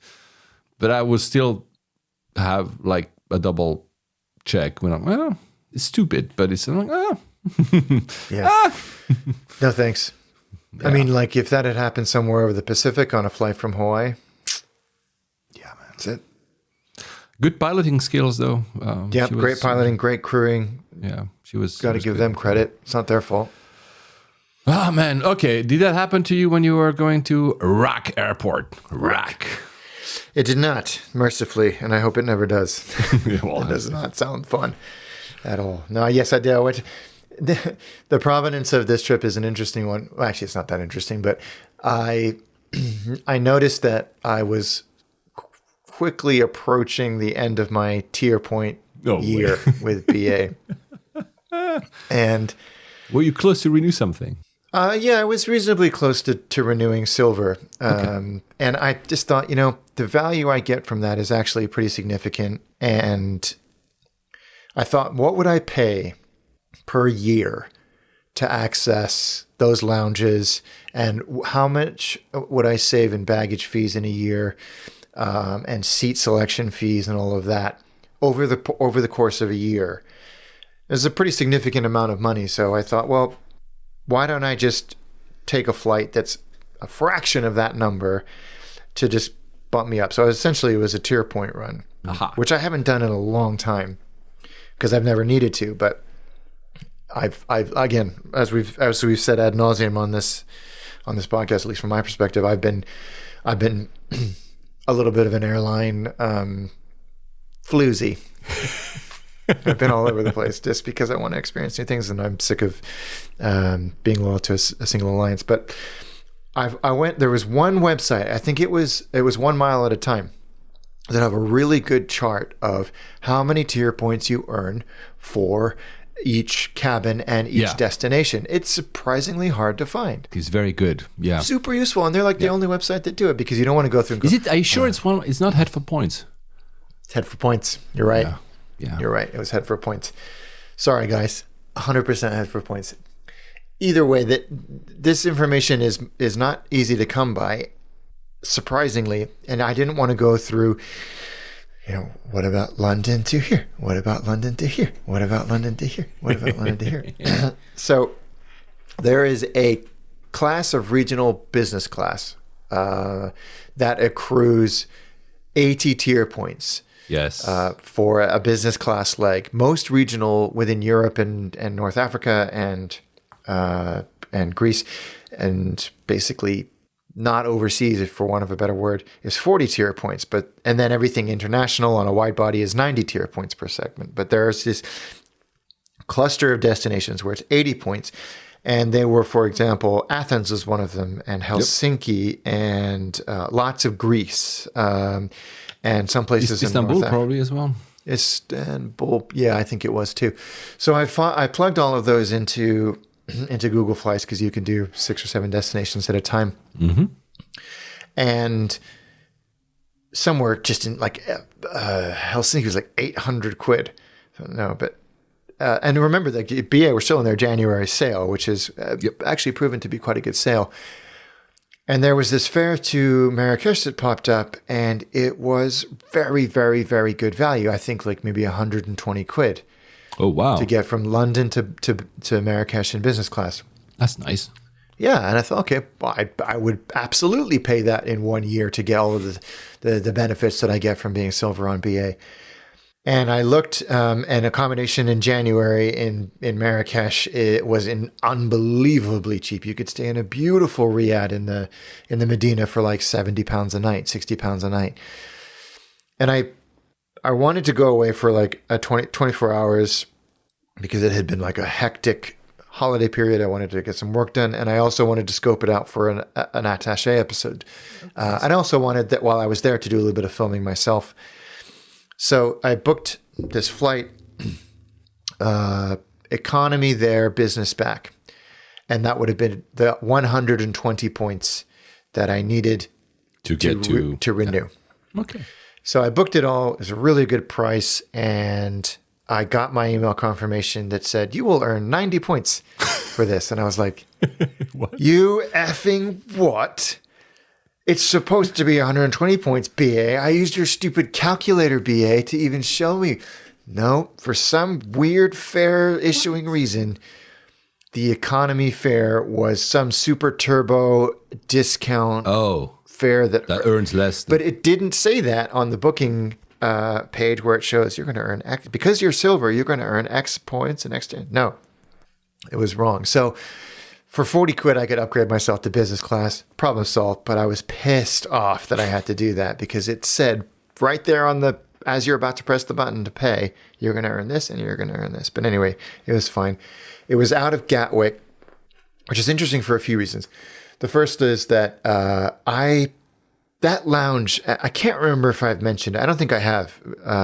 That business class lounge at Gatwick, the BA business class, is really, really good. Yes, really good. Yeah, I'd been into the first lounge, and that's good. But generally, I find the smaller BA first class lounges are really solid. This one, the silver lounge, or the business class lounge, I should say, in the South Terminal, is big and bright and sort of double-deckered. It's got this section in the middle that's like a mezzanine that runs almost the entire length of it. It's modern, it's clean, it's comfortable, there's enough seats. The food is really good, and there's a lot of... for some reason, I've accidentally stopped eating meat. No way. In the last 6 weeks, yeah. I became a vegetarian. Basically. Yeah. What? How? Were you reading my mind? Was I reading yours? I've done the same. This is interesting, isn't it? I've completely stopped. I'm nearly vegan, but not fully. And now it's like, I don't think people care about what we're talking. I think it's now, I'm not going to do more like the meat is going to be like celebration. So I'm not like anti-meat, but like if I do a good barbecue and a good restaurant, but yeah. No more meat at all. Same with me. No it just way, kind of happened. Yeah. So... I've lost 15 pounds, so that's happened. But I guess the point of that is that the food is still buffet style, but it's all fresh, and there's a lot of vegetarian options, a lot of there's a big salad bar. The food that comes in hot is very good, and I think better than one finds at Heathrow, even in the first class lounge, frankly. And I just, there's lots of plugs everywhere. The Wi-Fi is really fast. Megan and I were in there on the way to, I don't even remember where we were going, but we both sort of looked around and go, this is a BA lounge. This is really, really good. Yeah, I'm a big fan of that lounge. And, Gatwick, I grow fonder and fonder of that airport because Yes. it's close to my house. Yeah. It works. The fast track security, the people there are friendly, they're jovial. Yes. They're, it's always busy. It's always kind of creaking at the seams, but I really, really like Just it. efficient. Yeah, it just works well. It's not beautiful. No. It's not something I would It's not apply beautiful. to Gatwick, but it works. Yeah, And the train. yeah, it by the way, the train links are better. Of course, we both live south. You more further south, but it doesn't. The train links also work really well for Gatwick. I mean, I still like Heathrow. I mean, it's not. Sometimes I hate it, man. But yeah, no, it's an efficient airport. I really want them to secure that second runway. Yeah, I do too. I think that they deserve it. they've earned it. Yeah, exactly. And I think they've invested as much in that place as they can, and I like it. And we were I can't. BA chop and change their business units regularly, it would seem, but this was BA Euroflyer. Yeah, that's a Gatwick based Gatwick subsidiary. That's what I flew. You remember, I flew back from Italy to Gatwick flying that. Yeah. City Flyer out of London City, Euroflyer out of Gatwick. So when Megan and I went to Rhodes for her birthday, that's when we did it. And it was also a BA Euroflyer. An A321 coming in from Alicante. It was on time. The flight. It was a 16-year-old airplane, so it had done its tour of duty. Yeah, it's the BA. BA basically gave them. It's the same company, but gave them the older units. 321s, yeah. But it's again, as we've observed on the City Flyer operation out of London City, there definitely seems to be a tighter customer service ethos in both of those operations, and a tighter, well, not even tighter, better product, frankly. And this flight was very full. I was in business class, as I mentioned. I had a window seat, like row 4, I think. The flight was very full. And what was interesting to me was there was a couple in front of me who were either non-rev or had been upgraded, and they were friends of one of the pilots. Oh, nice. Yeah, good for them. I've milked that freaking cow for 40-something years when I could. But what was interesting to me was that once the main cabin crew member in the business class cabin understood this and connected with the pilot, and they established this relationship, he was the only person that he took care of. They were the only people. Like, everyone else was sort of like superfluous. Okay. So there was a lot of customer service theatrics for them, lots of fawning, lots of, I'll get you an extra this, I'll get you an extra that. The rest of us, nothing. It wasn't bad. It was just, there wasn't anything left in the bucket for us, really. Yeah, it's fine. Really. Here's some foul bread and water. Yeah. Well, see, that's actually what I want to come on to. The food was outstanding. Oh. It was delicious. And again, like, I'm looking at the menu going, all 3 of these main course options, because you get a menu, which is BA's gone back to that. We've mentioned that for a while now. True. All 3 first, main course options sound delicious. I went for the vegetarian option. It was just delicious. It was so good. As were the accoutrements. I was about to ask you, because I haven't flown this year yet. I will next month, not tomorrow, but next month starts tomorrow. And I was thinking, will I order in advance a vegetarian meal because it's prepared for. Instead of going for, usually it's a pasta that is vegetarian a lot of the times, for instance. I'm thinking about, plus I'm going to be Emirates, so maybe I'll do that. I think on Emirates it would be really good. Yeah. I was very impressed, and the same thing happens on City Flyer as well. So it's not a London City thing. It's not a Gatwick thing. It's these smaller business units that seem to be just doing a really good job on the catering side of things. And I bought the Wi-Fi because I needed to get some work done.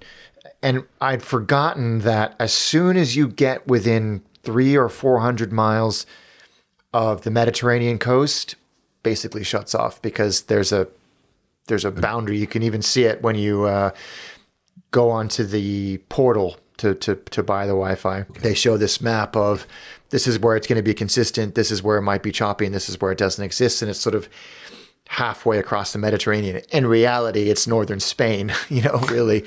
So it doesn't matter. I would have been. I paid for the messaging thing, which was like £3. If I'd paid the 15 quid for the full flight, I think I would have probably been a little bit more irritated. Yeah. But it didn't really matter anyway. The flight. I just wanted to sorry to interrupt before we move on too away from the food. BA has finally gone and introduced during flights. I don't know if it's a case for BA Euroflyer and Cityflyer, but you can get. People are gonna start hating us. Alternative milks, so you can have oats now if you don't do dairy, which I didn't realize they were not doing before. Of course, it's more cargo, whatever. But I was like, 2024, guys. I mean, I've been eating oat milk and others since for a long time now. yeah. No, I think it's the way of the world. Yes. So anyway, sorry, I was interrupting you. You were having no messaging and. Well, yeah, and also it just reminded me, like I've also stopped drinking accidentally, and so I can't comment on the wines or anything like that. But it didn't seem like they were any different, judging from what people. You had done that in the past already. I remember. Yeah, I did it for a year in 2019. Yes, yes, I remember that. Yes. How long was that flight for? It's 3 and a bit. Oh, okay, yeah. I'm talking alcohol. It's the. I would always love to take a glass when it's a very long flight, like a 7 hour, like, something. Yeah. These flights, I'm like, whatever, plus I want to be right there up. Not that one drink will kill you when you land, but I'm saying, it's like too short to enjoy, I think, anyway. And usually these are these small bottle. Anyway, I'm well, exactly. I think when you're on Emirates or somebody like that who are renowned for their wine program or something, you look at it and you go, you know what? Wow, I'd never be able to get this anywhere else. So I'm going to try it. But on these, it's like I had a crappy plastic bottle and a crappy plastic cup. I'm good. That's the thing, right? Exactly. That's where I was going to. Then I'm just drinking for drinking's sake, and I don't. Yeah, exactly. That's what. That anymore. Thank you. You said it much better than I was. No, it's true. I completely understand. And in the past, that's what I would do. I would just I'm bored, so I'm gonna. Yeah, exactly. Because you're like, whatever. Okay, let's champagne. Why not? And it's not even good. It's like some prosecco and it's gross. Not my jam at all. So I can't report on those. But I hadn't been to Marrakesh since 2008, and in the meantime, they have built a new airport. Oh wow! 20. I asked my Uber driver, when did you guys do this? He said 2016, 2017, and it's we landed, and I'm looking around going this. You taxi past this beautiful, bright terminal because it was about 7:30 at night when we landed. I'm like, that's not. I remember landing on parking and remote terminals and this. I know this is wow. Okay, so you get in there, and it all feels like this sort of. It's a lovely airport, but it feels like they've looked around the region at all of these great airports and gone, let's get the TK Maxx version of that. So at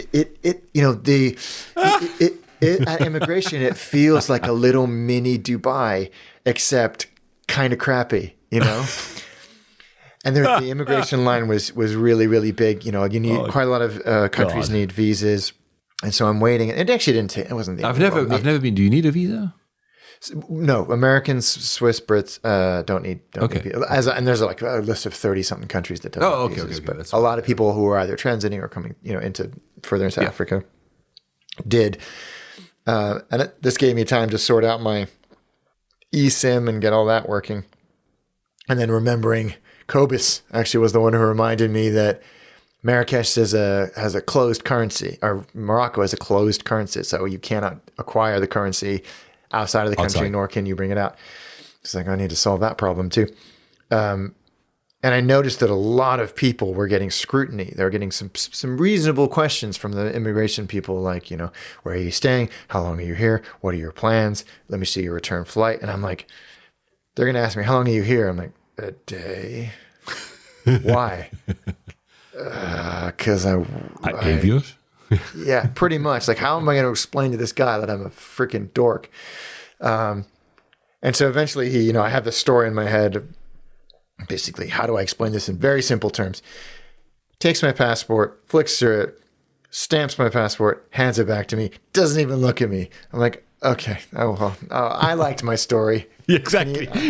When you prepare, you want to tell it to the world, man. Like, yeah. Because I was like, this does sound a little sus, but it was all fine. And you're there you go through another security screening, much like you do in Dubai.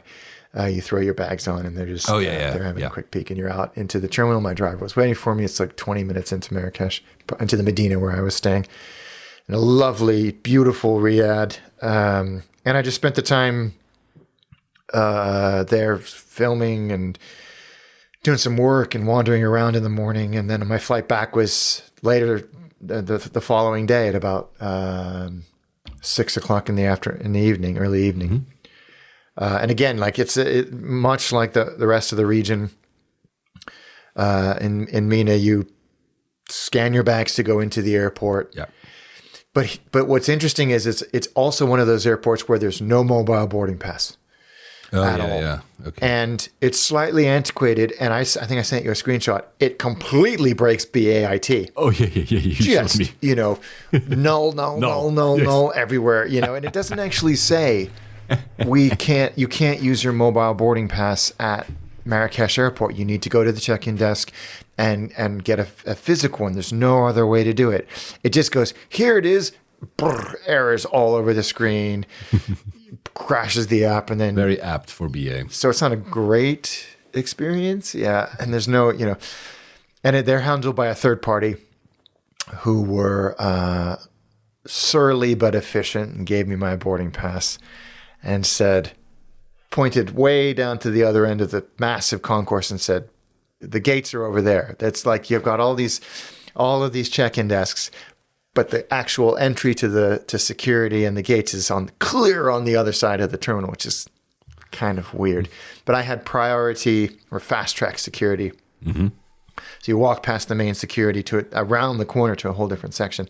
And it was deserted. There was not a single person other than these two security guards. And what you do is they say, take your passport up. You put your passport on top of the scanner while they look through it and make sure that you have come into the country and also are going to leave the country. You come into the country properly. Are you trying to trigger me in Pakistan with this story? Exactly. Yeah. And I'm the only person there. And I said, do I need to take all my stuff out? And he said, yeah. Put it all in a separate tray, and I go through. He doesn't even look at it, and I'm putting my stuff, and he hands me back my passport. And as I'm about to take it from him, he kind of pulls it back, and he looks at me very seriously, and he goes, "Your name is Hunter." I said, "Yes, sir." And he's like, "Are you a hunter?" Like very seriously. And I'm like, and I start laughing. He's like, "You are a hunter." I'm like, oh, yeah, no. And he's like, you are a sniper. You should be a sniper with a name like Hunter. And he turns around and he says to his colleague in Arabic, look what his name is. And the guy's like, I'm assuming that's what he says. And he comes over and he looks at it. He's like, oh, you're a hunter. Like, and this was like the best thing that had happened to them in weeks. And I'm like, can I go now? And then I made bye, Hunter. Bye, Mr. Sniper. And I was like, this is wonderful. Oh, nice. Yeah, and you go through another layer of immigration that's actually just done on a scanner, and it's all very straightforward. And you're into this quite continental European airside, and by that I mean very Spanish actually, where you've got the floor to ceiling windows looking out onto the tarmac. Yeah. But then they're covered over with this Moroccan style silhouette on the outside. I think it's to really, when in the summer in Marrakesh it's going to be blazing hot. You don't want this thing to turn into a greenhouse, but I also think it's slightly for security to obscure the view. And there's a Paul boulangerie and a couple of like a ramen joint and a few other places. And these guys stole my name, man. I wish I could not ever get Paul.com because of those guys. Oh, I bet. Yeah. Or even Paul.fr. And from what I read online, there's two lounges. There's the Royal lounge that I couldn't access, and then a third-party lounge. The third-party lounge was new because the airport is new, but god damn, it was crap. Oh my god, it was terrible. It was so bad. And people had warned me. People on Flyer Talk were dunking on it relentlessly in the BA one. And I thought, no, I mean, they must be talking about a different one. They must be talking about the old one because, it looks modern and there's like the scan your boarding pass to go in and the little glass partition opens up and you go in. But I'm like, there's nothing here. There's like a cold buffet that's supposed to be hot. Like there's all hot food, but all of the little paraffin burners underneath had gone out hours ago. And there was this tepid food all hanging around. Oh my God. There was like a bakery display. It was empty. There was like soda. There's no alcohol in there.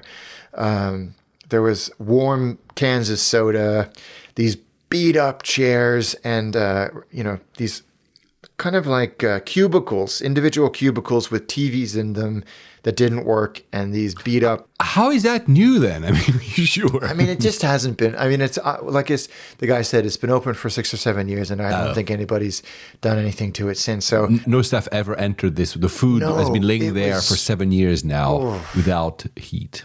It was bad. It was. That's really bad. Bad. It wasn't great at all. Is it one of the worst ones you've done? You'd say. No, the ones in the old Berlin airport were really bad too. But I think they knew they were bad. This was just crap. It was just not worth it at all. So I just left and I went for a wander around, got some food at one of the other places, even though I knew they were going to feed me on the airplane. And you go again through another passport or dock check before you are allowed into the gate area, and another security screening before they boarded us reasonably efficiently. The flight was, I think, maybe half an hour late because it was the last rotation of the day. Again, another A321, about 17 years old. And it was interesting. They called up priority boarding. We all go down to the jetway, come up to the door at the foot of the jet bridge, and then between the foot of the jet bridge and the actual airplane, there's probably another 25 feet of jet bridge. But they stopped us. And then long queue develops. I was the first person in the line. Of course. I was about to say. Long queue starts building up. Behind us, they're waiting. And then they pull out anybody like, are you, row 10 and up? Come with me. And they take them into a queue parallel to the priority boarding queue. I thought, this is what's going on here. And they led those people through a door, downstairs, onto the tarmac. And I could see, because the jet bridge is is glass on either side, and I could see them just standing on the tarmac at the foot of the pillar to the jet bridge. Waiting, and eventually they start going on. And all of those people had to board on stairs from the rear of the airplane. Oh. Yeah, so okay. By the time that they actually, that business class board, or priority board, I guess it would be, everybody else was already sat down and their bags were away. And so we get on, and it's, much, we were the last to board in the end. But it was a pretty much quiet, and you're not hanging around waiting for everybody else to find their seats and put their bags away and all of that. This flight was much quieter than the way over. Okay. Then maybe, I don't know, I think business class was probably half full at most. So I had the seat next to me free. And again, fantastic meal, beautiful meal of like this Caesar salad with full whole anchovies and just delicious, absolutely delicious. I was like, this is, 2 for 2. It's really, really fantastic. The crew were great. The lights went out quickly after the meal service had been done. We could all just relax. And, I was just watching TV and wrapping up a little bit of work. I didn't get the Wi-Fi because I knew I wasn't going to be able to use it for half the flight. And, pretty uneventful flight. All the way through, the crew were really attentive and really kind. The young chap that was dealing with me was... everything he kind of anticipated. You know, Nice. That's good. I thought it was excellent, really, really good. That's good. Very British politeness, attentiveness, old school. You know that I think BA built their legacy on in the olden days, and come up the coast of the UK like those Gatwick approaches often do. You kind of come sort of over Normandy, and then you turn almost directly east, and then you came in over almost to where I live, and we line up for the westerly runway, I should say, and everybody's done. The airplane's dark and quiet and all locked up, and we're coming in maybe 1,200 feet. Bam! Back in my seat. Pull back on the sticks. Engines scream, and it was a very violent maneuver. Oh wow! As we were about to land, and I'm like grinning like an idiot because like this doesn't happen very often. How exciting! I hope everything's okay. It's obviously not a problem with the airplane, but the captain came on pretty quickly after we had climbed to and I was low enough where I had cell service, so I was following us, and we were at about 3,500 feet again before we entered the pattern to come back again. And the captain came on and said, "It was such a beautiful night that I thought we need to do one more tour of the South Coast before we landed." And he said, "No, in all seriousness, the plane that landed in front of us had some problem with its steering, couldn't get off the runway in time, so we needed to go around. I'm sorry, it was such a, these things, we shoot first and ask questions later. So we get our plane out of harm's way, and we were quite low at this point. We were at the last moment, so we needed to be quite violent. So I apologize if we alarmed any of you, but everything's fine. I can assure you." Yeah.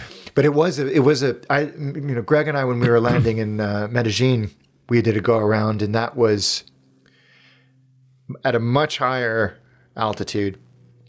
This was low, and we were going slower, obviously, because we were coming into land. So you feel it. You really felt it. I had one experience like that. I was Linate Lufthansa years ago, maybe during the lifetime of this podcast, and I remember we're quite low, and suddenly you feel like it's really not only back but up.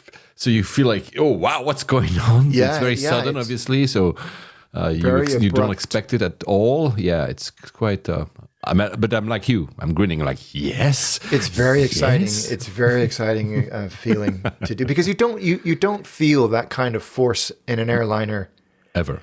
Otherwise. Ever. Yeah, I mean, the only because it's not comfortable. They would not do that for the passenger. They would try to. Yeah. I mean, you feel it a little bit at London City on takeoff. That's a bit different, though. But this, you don't feel those types of forces and sensations regularly in an airplane. So it's a novel experience. And of course, all's well that ends well. Came back around and landed. Good. And taxied in. And this was, I would say, 10 p.m. Oh, so it was and the airport was okay. dead.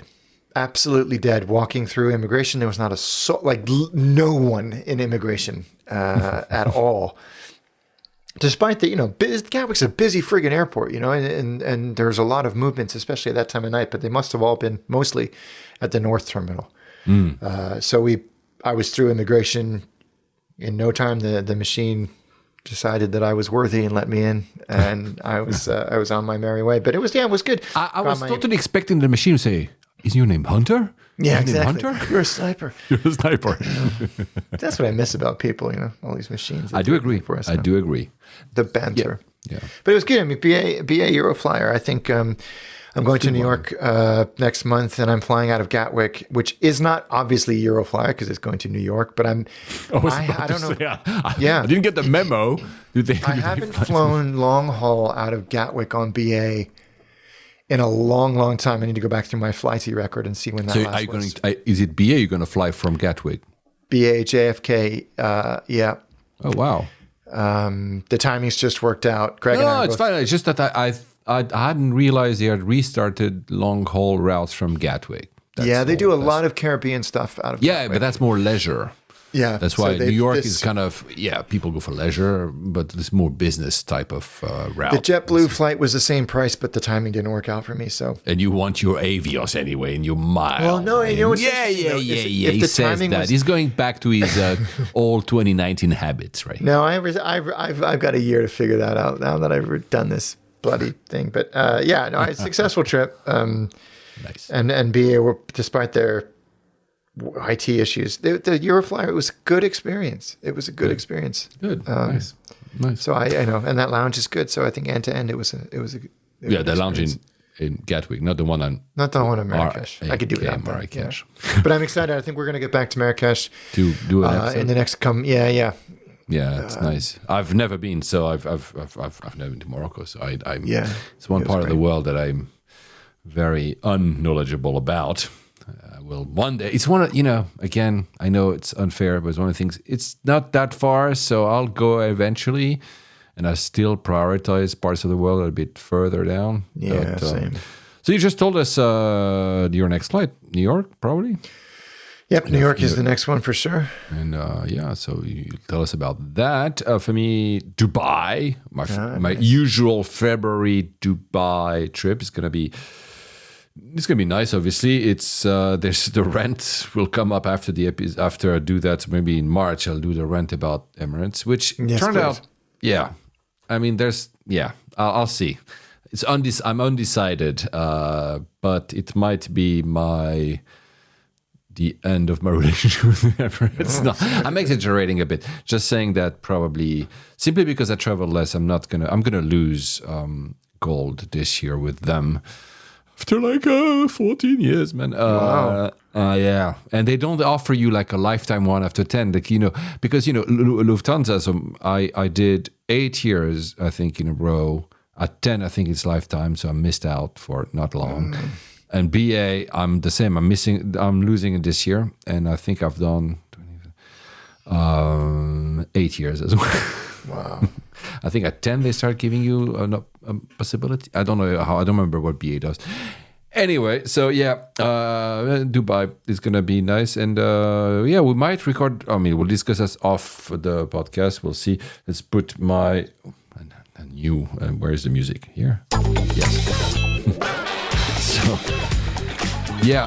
By the way, do you know what aircraft are you gonna fly with in to New York with BA? An ancient 777-200. Ancient? You already know it's they all are. ancient. Yeah. They all are. All the Gatwick ones are ancient. No, because since we started with the 350, I read that I wasn't aware that the new 350, I think the 1000 only have a dimming windows as well now. Oh, that's interesting. I didn't know that. Yeah, it's apparently 1 mile at a time where I read that says it's better than Boeing's on Dreamliner. I don't know what it means by better. Maybe it's faster, maybe it's darker. I don't know. Darker, yeah. Which basically tells me I hope they cannot lock the window shades for everyone. That's the only thing. Oh, I know. No one seems to be doing that anymore, which is good. Yeah, well, they might again with this whole gel thing, because I don't know how the staff would have been able to see if there was a fire if the things were all exactly down. Yeah. Anyway, thank you, Alex, and to everybody else, happy travels. Thanks. Safe travels, guys.